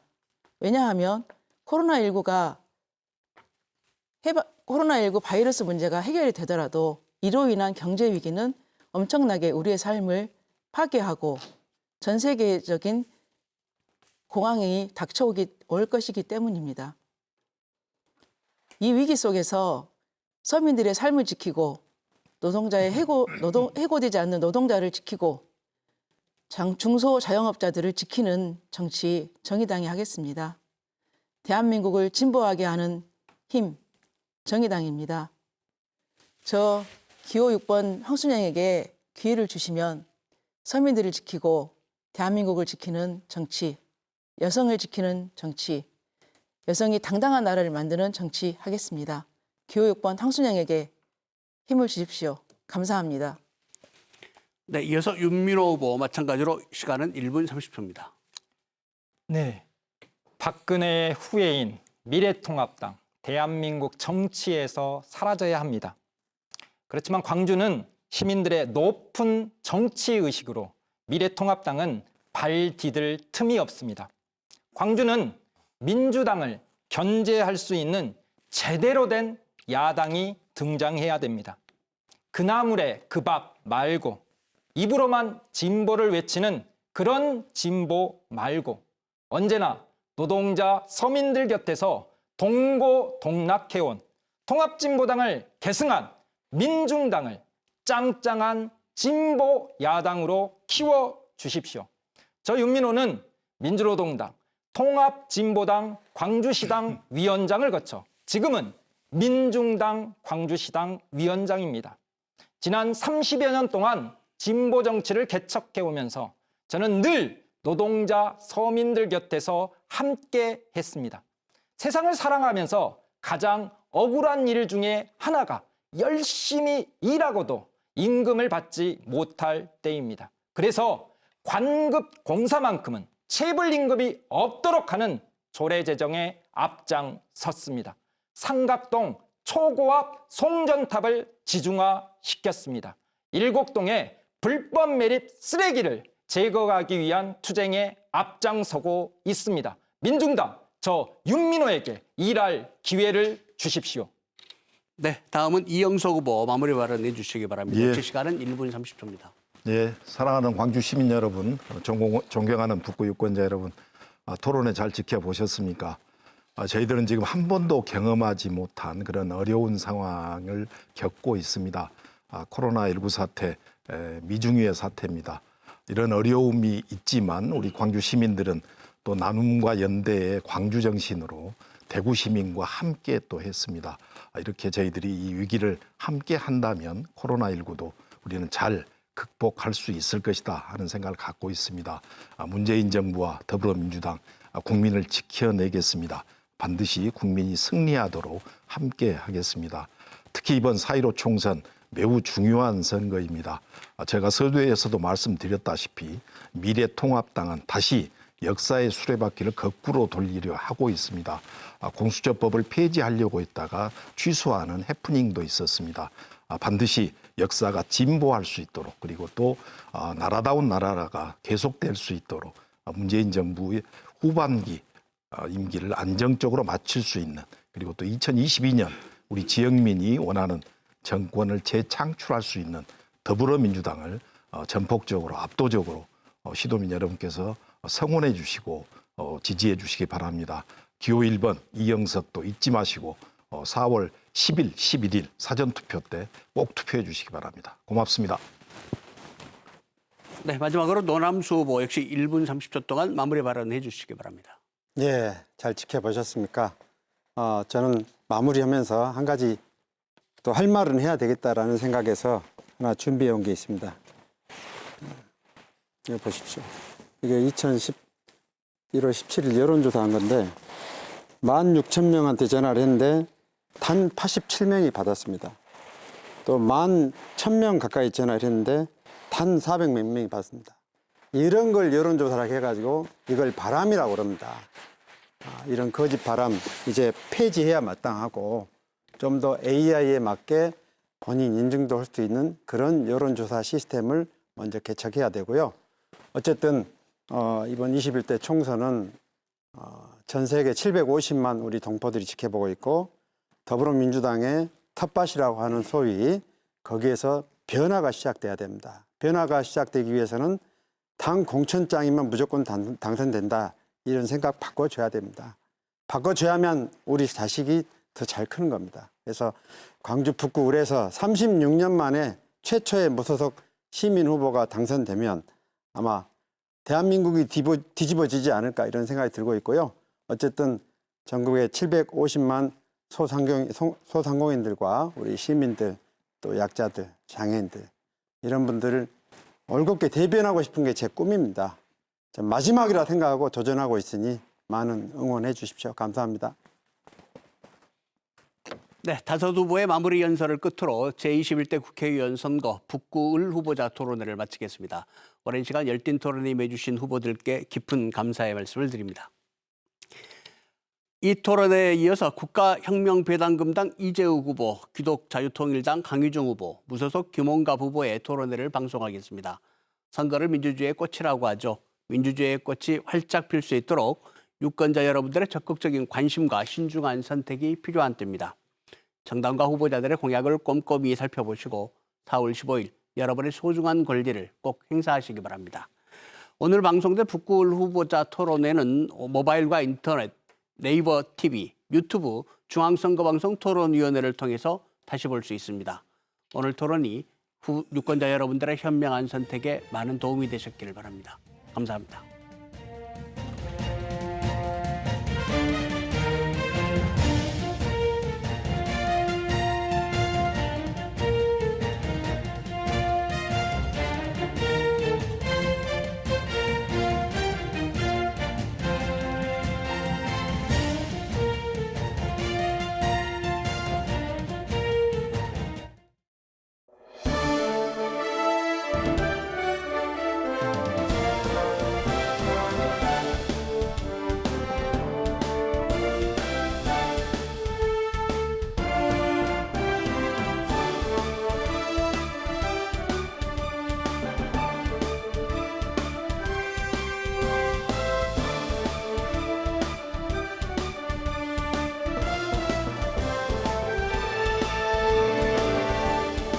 안녕하십니까.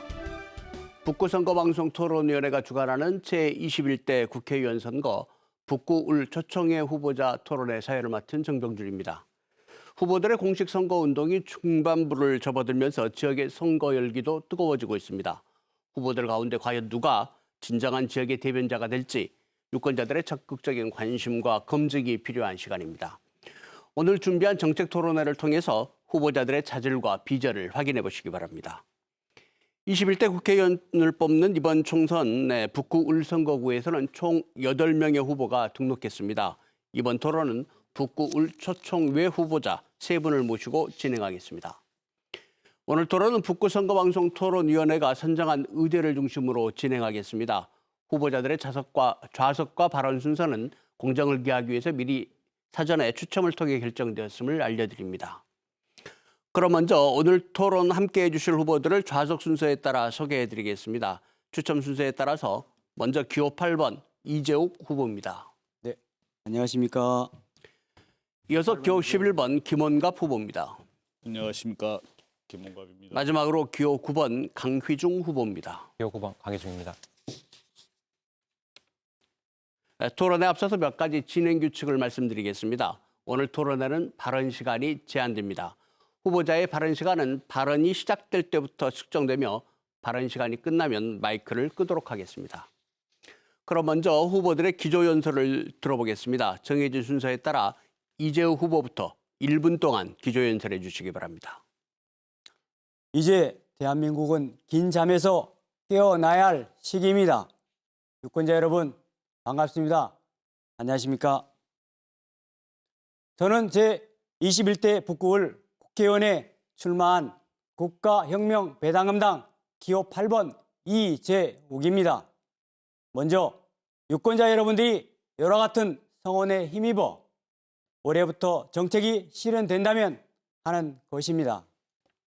18세부터 국민 모두에게 돌아가는 국민 배당제를 실시해 빈부 갈등을 해소할 것입니다. 이 정책은 유구한 한민족 역사에서 최초로 나라에서 국민이 생을 마감할 때까지 생활비를 주겠다는 혁명적인 정책입니다. 또한 코로나 장기화로 인해 하루하루가 힘들어진 가정경제 살림살이를 국가에서 최대한 힘 닿는 데까지 긴급 지원할 것입니다.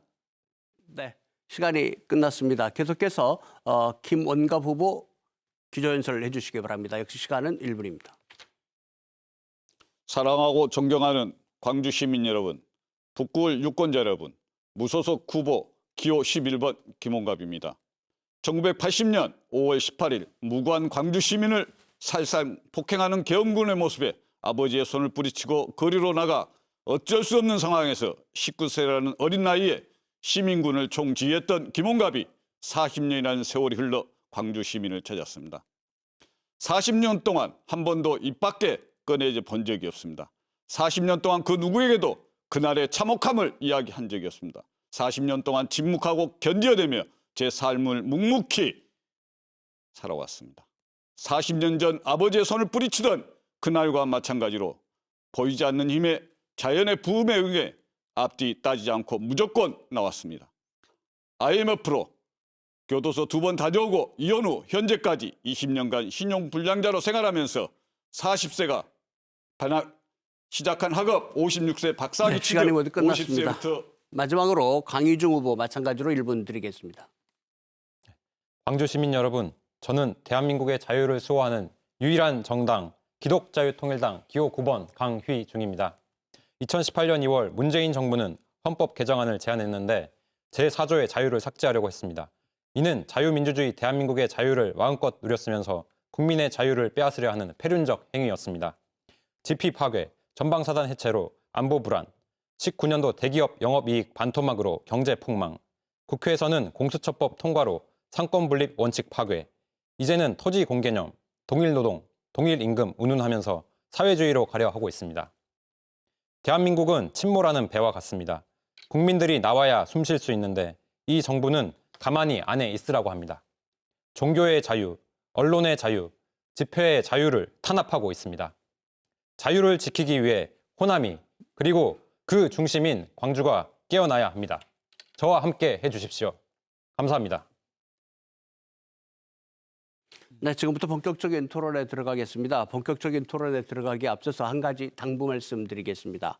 오늘의 토론은 정책 공약이나 비전을 알아보는 시간입니다. 상대 후보에 대한 인신공격이나 비방하는 발언을 삼가해 주시고 건설적인 정책 토론이 될 수 있도록 협조해 주시기 바랍니다. 그럼 본격적인 토론을 시작하겠습니다. 첫 번째 토론은 공통질문에 대한 새 후보의 정견을 들어보는 시간입니다. 먼저 후보께 묻겠습니다. 현재 북구 첨단산업단지는 광산업 기업들이 밀집해 있습니다. 그런데 중국과 인도 등 광산업 신흥국가들이 급속한 성장세를 보이면서 북구 지역의 광산업 업체들의 세계 시장 경쟁력이 약화되고 있는 실정입니다. 지자체에서는 처음으로 AI 선도도시를 선포한 광주시의 정책 방향에 맞춰서 첨단단지의 산업구조 변화의 필요성은 없는지 또 있다면 어떤 정책 대안이 필요한지 말씀해 주시기 바랍니다. 추첨 순서에 따라 김원갑 후보부터 답변해 주시기 바랍니다. 시간은 1분입니다. AI 선도도시 선포와 방향은 4차 산업혁명 시대에 적극적으로 대응하기 위한 노력의 일부다. 하지만 AI 선도도시로서의 변화 과제, 기존의 체제를 저해하는 것처럼 인식되기도 한다. 역사적으로 도시의 정책과 방향 끊임없이 변화해 왔다. 그럼에도 경제, 사회, 문화 등 생존지 근거로서의 중심지이다. 기반이 되는 도시의 정책과 방향은 변하지 않고 유지되고 있다. 여기에 도시민의 삶의 질 향상이 더 추가되고 있다. 사회적 변화를 반영한 제도적 개선은 필요한 과정이다.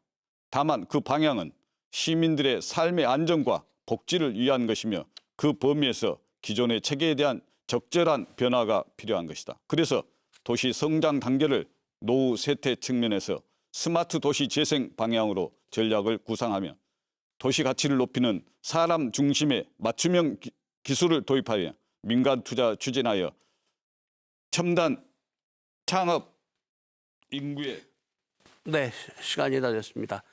북구 첨단단지 미래 전략에 대해서 새 후보의 정견을 들어보고 있습니다. 이번에는 강희중 후보의 답변을 듣겠습니다. 시간은 마찬가지로 1분입니다. AI는 인간의 논리에서 나오는 산업 분야입니다.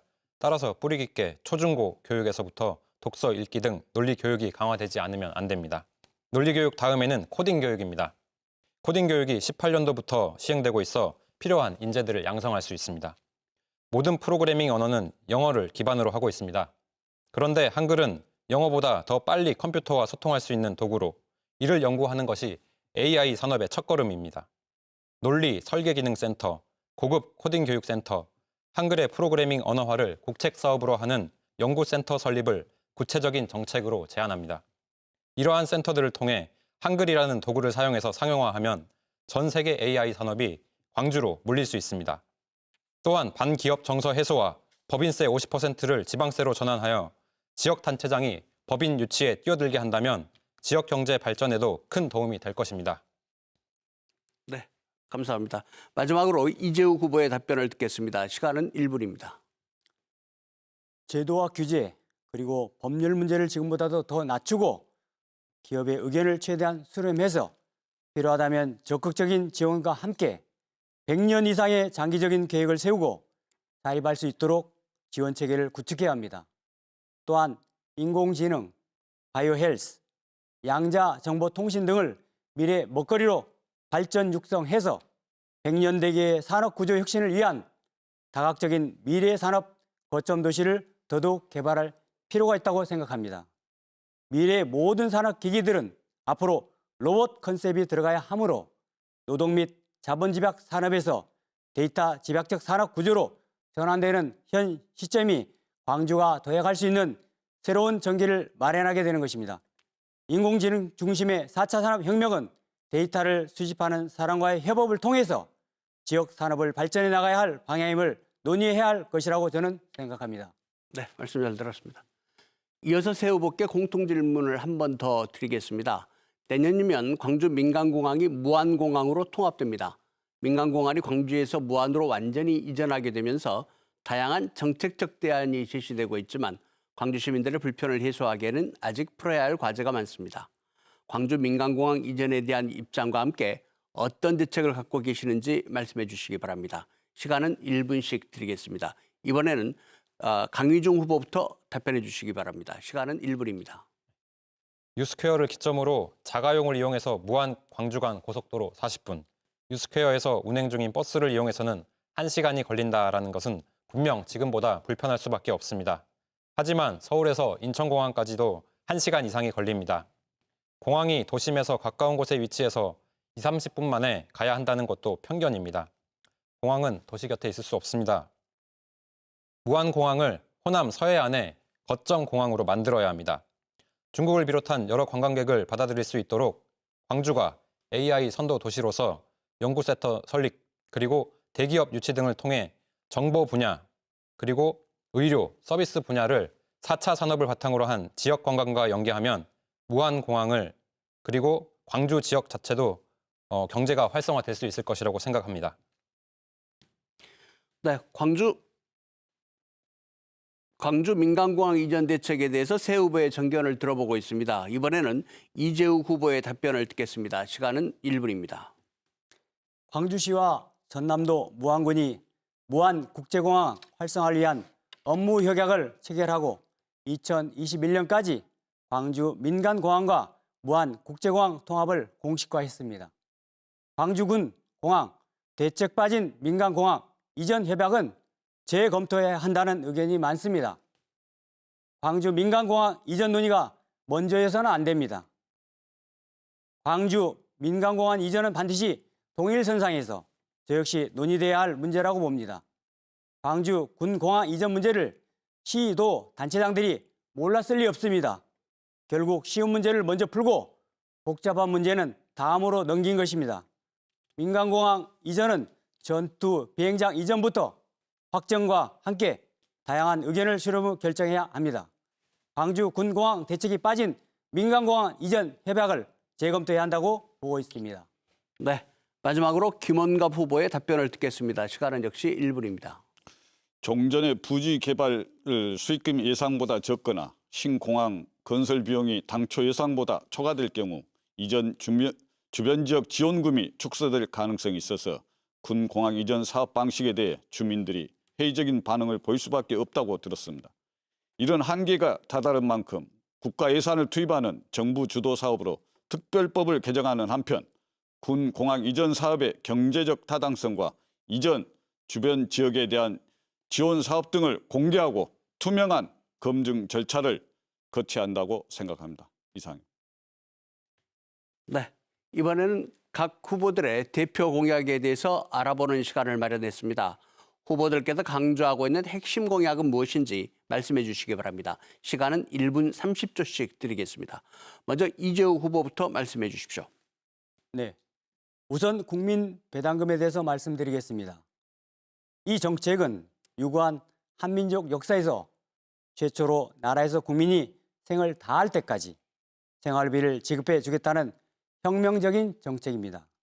또한 코로나 장기화로 인해 힘들어진 1인 살림, 1인 경제를 18세 이상 생계비 1인당 1억 원을 긴급 지원할 것입니다. 그 재원에 대해서 말씀을 드리면 첫 번째, 고소득자의 탈세를 방지하면 200조 세수가 늘어납니다. 두 번째, 세금을 하나로 통합하면 100조 원이 들어오게 됩니다. 세 번째, 재산배려형 벌금 납부로 100조 원이 들어오게 됩니다. 네 번째, 특수사업자 500만 명을 신설해서 하게 되면 100조 원의 이익이 발생하게 됩니다.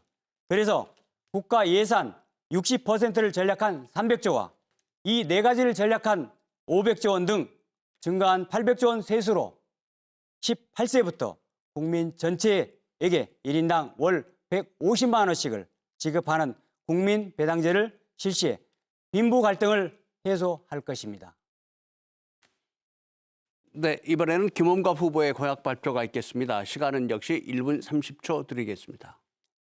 저는 광주 시민의 자존심을 꼿꼿하게 세워드리겠습니다. 고 김대중 대통령과 고 노무현 대통령은 국민을 위한 정치를 했습니다. 저는 예가 끌어 정치를 뒤로하고 살았었습니다. 21대 국회의원 후보로 출사표를 세우기까지도 오랜 시간이 걸렸습니다. 정치는 사람들이 잘 살 수 있도록 마음을 내고 정성을 쏟아 제도를 만드는 것입니다. 제도를 바로잡아 광주의 무너진 자존심을 꼿꼿하게 세워드리겠습니다. 오랜 세월 광주의 무너진 자존심이 두 주먹 불끈 쥐고 일어섰습니다. 이 끓어오르는 분노, 이 끝없는 좌절감, 검찰과 언론의 난도질을 더 이상 지켜볼 수 없어 맨몸으로 뛰쳐나왔습니다. 무소속 후보 기호 11번 김홍갑이 두 손 불끈 쥐고 나서서 광주 시민의 자존심을 되찾고 지키겠습니다. 광주 시민의 명예를 회복하겠습니다. 이상입니다. 네, 마지막으로 강휘중 후보의 공약 발표가 있겠습니다. 시간은 역시 1분 30초입니다. 광주는 지금까지 호남을 대표하는 정치적 거점 도시였습니다. 하지만 경제적 거점 도시는 아니었습니다. 저는 광주를 경제적 거점 도시로 바꾸겠습니다. 이를 위한 두 가지 공약입니다. 첫째, 반기업 정서 해소입니다. 기업이 둥지를 틀지 못하면 일자리를 만들 수 없습니다. 기업가를 착취자로 보는 것은 잘못된 시각입니다. 기업이 잘 돼야 국가 재정이 충당됩니다. 저품질, 고비용으로 소비자 피해를 만들고 하청업체를 쥐어짜며 생산 효율을 떨어뜨리는 귀족 노조를 해체해야 청년들의 일자리가 늘어납니다. 또한 자라나는 청소년들에게 기업가들의 진취적인 사고방식과 피나는 노력을 일깨워 제2, 제3의 정주영, 이병철이 나올 수 있도록 해야 합니다. 둘째, 국민이 원하는 교육 제공입니다. 광주의 초중고 학생에게 일괄적으로 투입되는 1인당 공교육비는 2018년 현재 연평균 995만 원입니다. 정부가 학교로 직접 지급하지 않고 학부모와 학생이 사용처가 교육에 제한된 쿠폰과 같이 이 비용을 본인들이 원하는 교육기관에 사용하는 것이 바로 교육 바우처 제도입니다. 이를 통해 사교육비 절감, 교육기관들의 자발적 경쟁을 유도하여 수준 높은 교육 서비스를 제공받을 수 있습니다. 저는 광주가 경제적 거점 도시로 나아가는데 사력을 다하겠습니다. 네, 지금 광주 북구 울 초청회 후보자 토론회를 진행하고 있습니다. 이번에는 후보 간 1대1 주도권 토론이 있겠습니다. 정해진 시간 동안 주도권을 가진 후보가 나머지 후보들에게 자유롭게 질문하고 답변하는 방식으로 진행하겠습니다. 토론 주제는 따로 정해져 있지 않습니다. 다만 확인되지 않은 사실이나 인신공격적인 질문을 삼가해 주시고 심층적인 토론이 될 수 있도록 협조해 주시기 바랍니다. 사전 추첨 순서에 따라서 김홍갑 후보께 토론의 주도권을 먼저 드리겠습니다. 상대 후보를 지정하신 후에 질문해 주시기 바랍니다. 정해진 시간은 3분입니다. 김 후보님. 이재욱 후보에게 질문하겠습니다. 네. 광주의 자존심은 정치 기득권에 구겨진 광주 시민들의 그 좌절감, 그리고 광주 시민들의 그 불편함, 이러한 부분을 광주 시민으로서 자존심을 어떻게 세우시겠는지 질문드립니다. 네. 저 역시 광주 이야기가 나오면 왠지 눈물이 글썽할 때가 많습니다. 그 당시에 저는 중학교 3학년 때였습니다. 제 바로 위에 형님께서도 대학교를 막 들어갔던 그런 시기였지만 새벽녘에 탱크 소리와 체류탄으로 인해서 눈물을 머금고 했던 그런 시절이 생각이 납니다. 하지만 지금도 왠지 모르게 말을 할 수 없는 그런 상당히 마음이 울컥울컥할 때가 많습니다. 하지만 가장 중요한 것은 이럴 때일수록 광주 여러분, 광주에 살고 계신 우리 국민들께서는 마음을 차분히 잘 가라앉히시고 일로 매진하는 발전하는 그런 모습으로 잘 이겨내셨으면 하는 그런 마음입니다.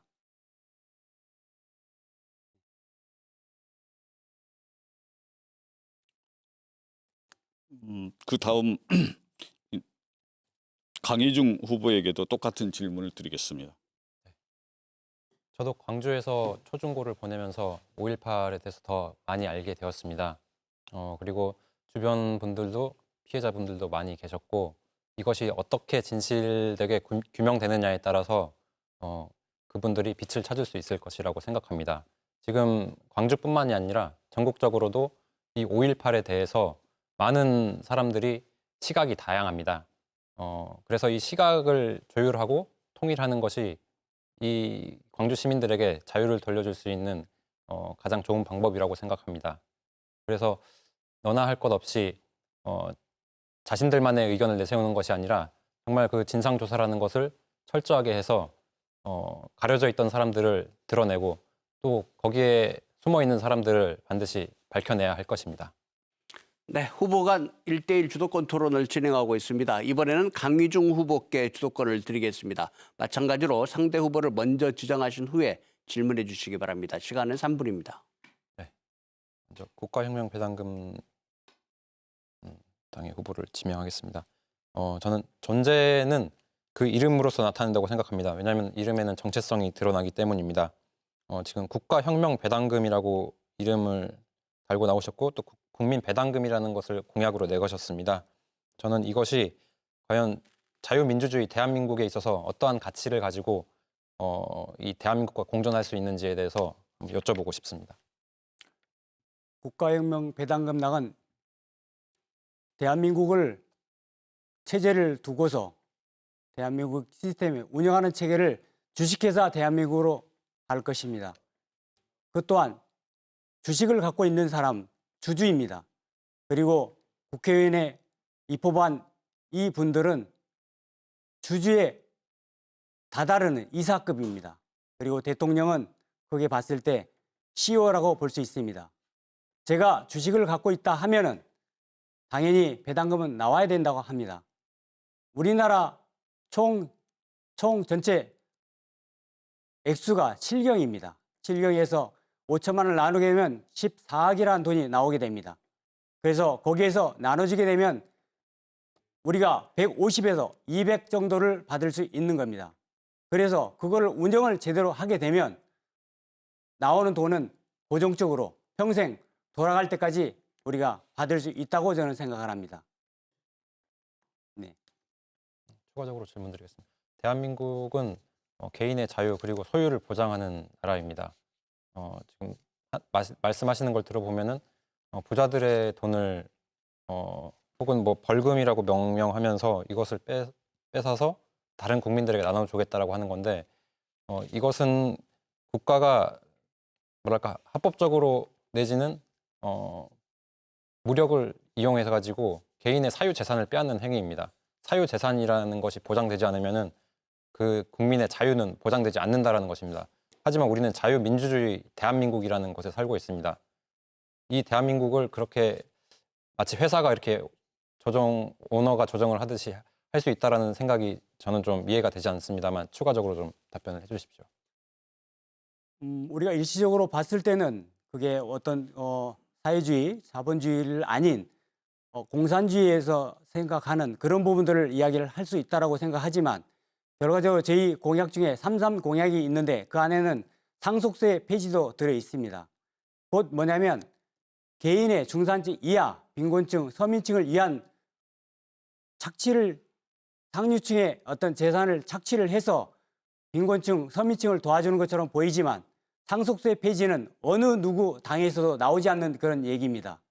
그래서 저희들이 할 수 있는 건 예정된 시간이 모두 끝났습니다. 후보 간 1대1 주도권 토론이 진행되고 있습니다. 마지막으로 이재욱 후보께 주도권 드리겠습니다.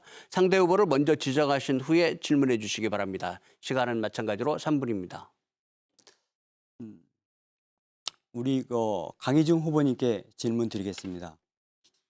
저희 혁명 배당금당에서는 핵심 공약인 배당금에 대해서 말씀을 드리고 있는데 혹시 강희중 후보께서는 어떤 그런 부분에 대해서 한번 이야기를 하고 싶으신지 한번 말씀해 주시기 바랍니다. 지금 코로나 사태로 인해서 많은 국민들이 지금 피해를 보고 있습니다. 특히 소득이 많지 않으신 분들에게 있어서는 긴급적인 자원이 배급이 필요한 상황입니다.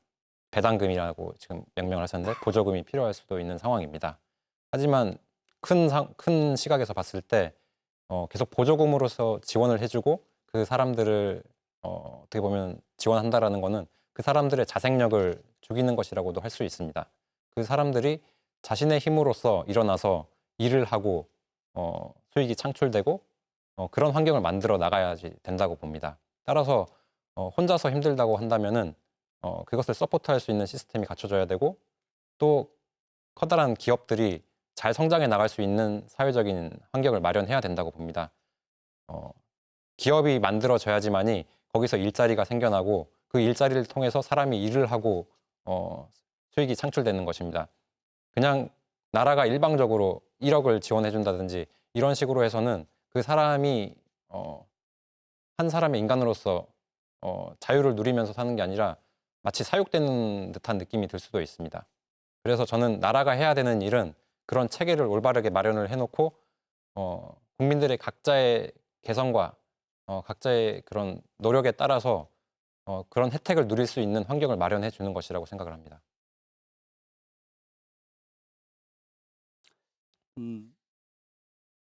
그럼 우리 김원갑 후보님께 질문 드리겠습니다. 광주에 혹시 계신 지는 얼마나 되셨는지 한번 묻고 싶습니다. 저는 광주에 20대를 보낸 이후에 20대까지는 5.18 19세의 5.18을 경험하고 1년여의 수영 생활을 하고 나와서 바로 서울로 가서 5.18의 진실을 알리는 그런 활동을 서울에서 했고, 서울에서 한 5년의 세월을 거치고 다시 광주에 와서 한 10여 년의 세월, 10여 년에서 15년 동안 사업을 하면서 광주에서 열심히 활동을 했으나 IMF로 인해서 네, 예정된 시간이 모두 끝났습니다. 이번에는 개별 의제에 대한 각 후보들의 정견 발표를 듣겠습니다. 먼저 강휘중 후보께 묻겠습니다. 이번 총선은 연동형 비례대표제가 실시된 이후에 처음 치러지는 선거입니다. 그런데 정치구조 다변화를 위해 통과됐던 법안인데 결과적으로 비례 위성정당들이 출연하면서 또다시 거대 양당 대결 양상을 보이고 있습니다. 이번 총선의 후보로서 임하는 입장과 함께 총선 이후 정치개혁의 필요성에 대해서 답변해 주시기 바랍니다. 답변 시간은 1분입니다. 연동형 비례대표제는 완전히 실패작인 것이 드러났습니다. 미래통합당만이 위성정당을 만든 것이 아니라 더불어민주당도 2개의 위성정당을 만들었습니다. 그 폐해는 이루 말할 수 없이 크다는 것을 스스로 증명한 것입니다. 그래서 연동형 비례대표제는 즉각 철회되어야 합니다. 군소정당의 참여를 확대하기 위한 제도가 결과적으로는 기존 정당을 위한 수단으로 변질된 것이 아닙니까? 기존 여야 정당이 사죄해야 합니다. 제가 기독자유통일당 후보로 기호 9번이다 보니 여러 가지 선거 제약이 있습니다. 정당 보조금을 없애는 것이 우리의 당론입니다. 정당 보조금은 정당 정치를 왜곡시켰습니다. 정당은 당원들이 당비를 줘서 운영하는 것이 정상입니다. 이것이 한국 정치개혁의 첫 번째 길입니다. 그리고 공천 단계에서부터 밀실 공천을 배제하고 보통, 비밀, 평등, 직접 선거의 원칙이 적용되도록 해야 할 것입니다. 네, 이번에는 이재우 후보께 묻겠습니다. 코로나19 확산 사태가 지속되면서 국민보건과 함께 경기 침체가 심각한 상황입니다. 지역산업구조상 자영업자와 영세 중고 상공인들이 집중돼 있는 만큼 지역이 느끼는 경제 위기감도 큽니다. 현재 경제 위기 상황을 극복하는 데 효과적인 정책 방안이 있다면 무엇인지 답변해 주시기 바랍니다. 역시 시간은 1분 드리겠습니다. 코로나로 인한 생계 불안이 확산되고 있습니다. 코로나 생계비 18세 이상 1인당 1억 긴급 지원한다고 하니 그 돈이 어디가 있느냐라고 질문을 많이 하게 됩니다. 이에 대한 재원 마련은 양적 완화 6천조를 할 것입니다. 현재 국민들이 가계부채 1,580조, 즉 1,600조를 가지고 있습니다. 이 돈을 국가가 전면적으로 나서 탕감 조치를 하지 않으면 경기가 살아나기 어렵습니다. 그래서 1차적으로 2,000조를 찍어서 1,600조의 부채를 100% 상환할 계획이었으나 코로나로 인해 한 달 한 달이 너무나도 힘들어 하시는 국민들을 일시불로 먼저 18세 이상 생계비 1인당 1억 원을 긴급 지원할 것입니다. 양적 완화, 목표 통화량은 30에서 40% 이하입니다. 대한민국 지금 화폐 가동률이 6%입니다. 미국은 통화 화폐 가동률이 25%, 일본 화폐 가동률이 33%입니다. 저희들은 네, 시간이 끝났습니다. 마지막으로 김원갑 후보께 묻겠습니다.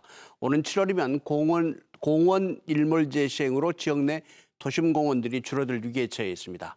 도심 속 자연 환경은 시민들의 삶의 질을 결정하는 중요한 조건이기도 한데요. 미세먼지와 폭염 등의 기후 변화가 심각한 상황에서 무등산권을 비롯해 도심 속 숲과 습지를 활용하는 녹색 생활도시 건설을 위해 필요한 정책은 무엇이라고 생각하는지 답변해 주시기 바랍니다. 시간은 1분입니다. 도시공원의 공원구역에서 해제가 된다면 대부분의 공원구역은 소유자에 의해 개별적인 개발이 추진됩니다. 이렇게 되면 도시공원은 주택으로 산업시설로 또는 다른 용도로 개발이 될 것입니다. 자연히 도시 내 녹지 공간과 휴양 공간이 부족해 환경 상황은 나빠질 것입니다. 먼저 미집행 도시공원 시설을 매입하여 공공개발을 통해 해결하는 방법이 있지만 재정적인 부분을 고려해야 하는 어려움이 있습니다. 법률적인 방법에 의한 해결 방법도 있습니다. 민간공원 특례제도, 녹지 활용 계약 제도가 그것인데 도시공원 및 녹지 등에 관한 법률 이하 도시공원법 제12조에 의거한 녹지 활용 계약 제도로 토지 소유자가 토지를 일반 도시민에게 제공하는 대신 해당 지자체는 토지의 신생, 임상, 유지, 보존, 이용에 필요한 지원을 하는 것을 내용으로 하고 계약이나 계약 기간 등을 토지 소유자는 재산세, 비과세가 가능하며 계약에 따른 과중도 부담이 있습니다. 네. 두 방안 네, 예정된 시간이 끝났습니다. 마지막으로 각 후보별로 유권자들에게 당부하고 싶은 말씀이나 미처 답변하지 못한 내용을 말할 수 있는 기회를 드리겠습니다. 먼저 이재우 후보부터 마무리 연설해 주시기 바랍니다. 시간은 30초 드리겠습니다. 우리나라는 깊고 깊은 산속 골짜기마다 명상 수련센터를 만들 수 있는 조건이 돼 있습니다. 사람이 먹고 사는 일에 편안해지면 반드시 영혼의 편안함에 눈을 뜨게 되어 육체에 이어 비로소 영과 육이 하나가 되는 완성체가 되려고 하기 때문입니다. 대한민국 모든 국민들이 흥에 겨워 신바람 나고 콧바람이 나는 그날까지 국가혁명 배당금이야말로 국민들과 함께 해야 할 것입니다. 잊지 말아야 합니다. 국가혁명 네. 배당금당 네, 투표해서 준비된 시간이 끝났습니다. 감사합니다. 다음은 김원갑 후보 마찬가지로 시간은 30초입니다. 한 걸음 한 걸음 걸어온 시간이 어제까지 77일 1063.5km를 걸었습니다. 걸음걸음마다 따뜻한 마음으로 위로하고 격려하고 힘을 주신 시민들께 용기와 감동을 받고 눈시울이 뜨거운 적이 한두 번이 아닙니다. 여러분 앞에 나선 제가 얼마나 낯뜨겁고 부끄러운지 모릅니다. 시민 여러분의 떳떳하고 당당한 모습에서 광주 시민의 자존심과 긍지를 무한히 느낍니다. 부족하고 항상 부끄럽지만 남은 시간 평소처럼 계속 걷겠습니다. 네. 마지막으로 강의중 후보 30초 동안 마무리 연설을 해주시기 바랍니다. 악을 선하다 하며 선을 악하다 하며 흑암으로 광명을 삼으며 광명으로 흑암을 삼으며 쓴 것으로 단 것을 삼으며 단 것으로 쓴 것을 삼는 자들은 화 있을진저. 성경 말씀입니다. 이제 더 이상 유명 정치인들과 정당들의 희생양으로 살아가기를 멈추고 유권자로서의 권리를 행사해서 이 나라의 주인으로서 살아가기를 선택해야 합니다. 4.15 총선, 그래서 중요한 것입니다. 저희 기독자유통일당 함께 하겠습니다. 감사합니다. 네, 새 후보의 마무리 연설을 끝으로 북구 선거방송토론위원회가 주관한 북구 울 국회의원 선거 초청 외 후보자 토론회를 마치겠습니다. 오랜 시간 토론에 함께해 주신 세 분 후보들께 깊은 감사 말씀을 드립니다. 네, 남은 선거 기간 동안 각 정당과 후보자들도 정책과 소신을 보여주는 노력을 다해야겠지만 지역 유권자들도 후보들을 좀 더 꼼꼼히 비교 점검해 봐야겠습니다. 4월 15일 여러분의 소중한 권리와 책임 꼭 행사하시기 바랍니다. 오늘 방송된 제21대 국회의원 선거 북구 을 초청외 후보자 토론회는 모바일과 인터넷, 네이버 TV 그리고 유튜브 중앙선거방송토론위원회를 통해서 다시 볼 수 있습니다. 오늘 토론을 지켜보시면서 유권자 여러분들의 현명한 선택에 많은 도움이 되셨기를 바랍니다. 감사합니다.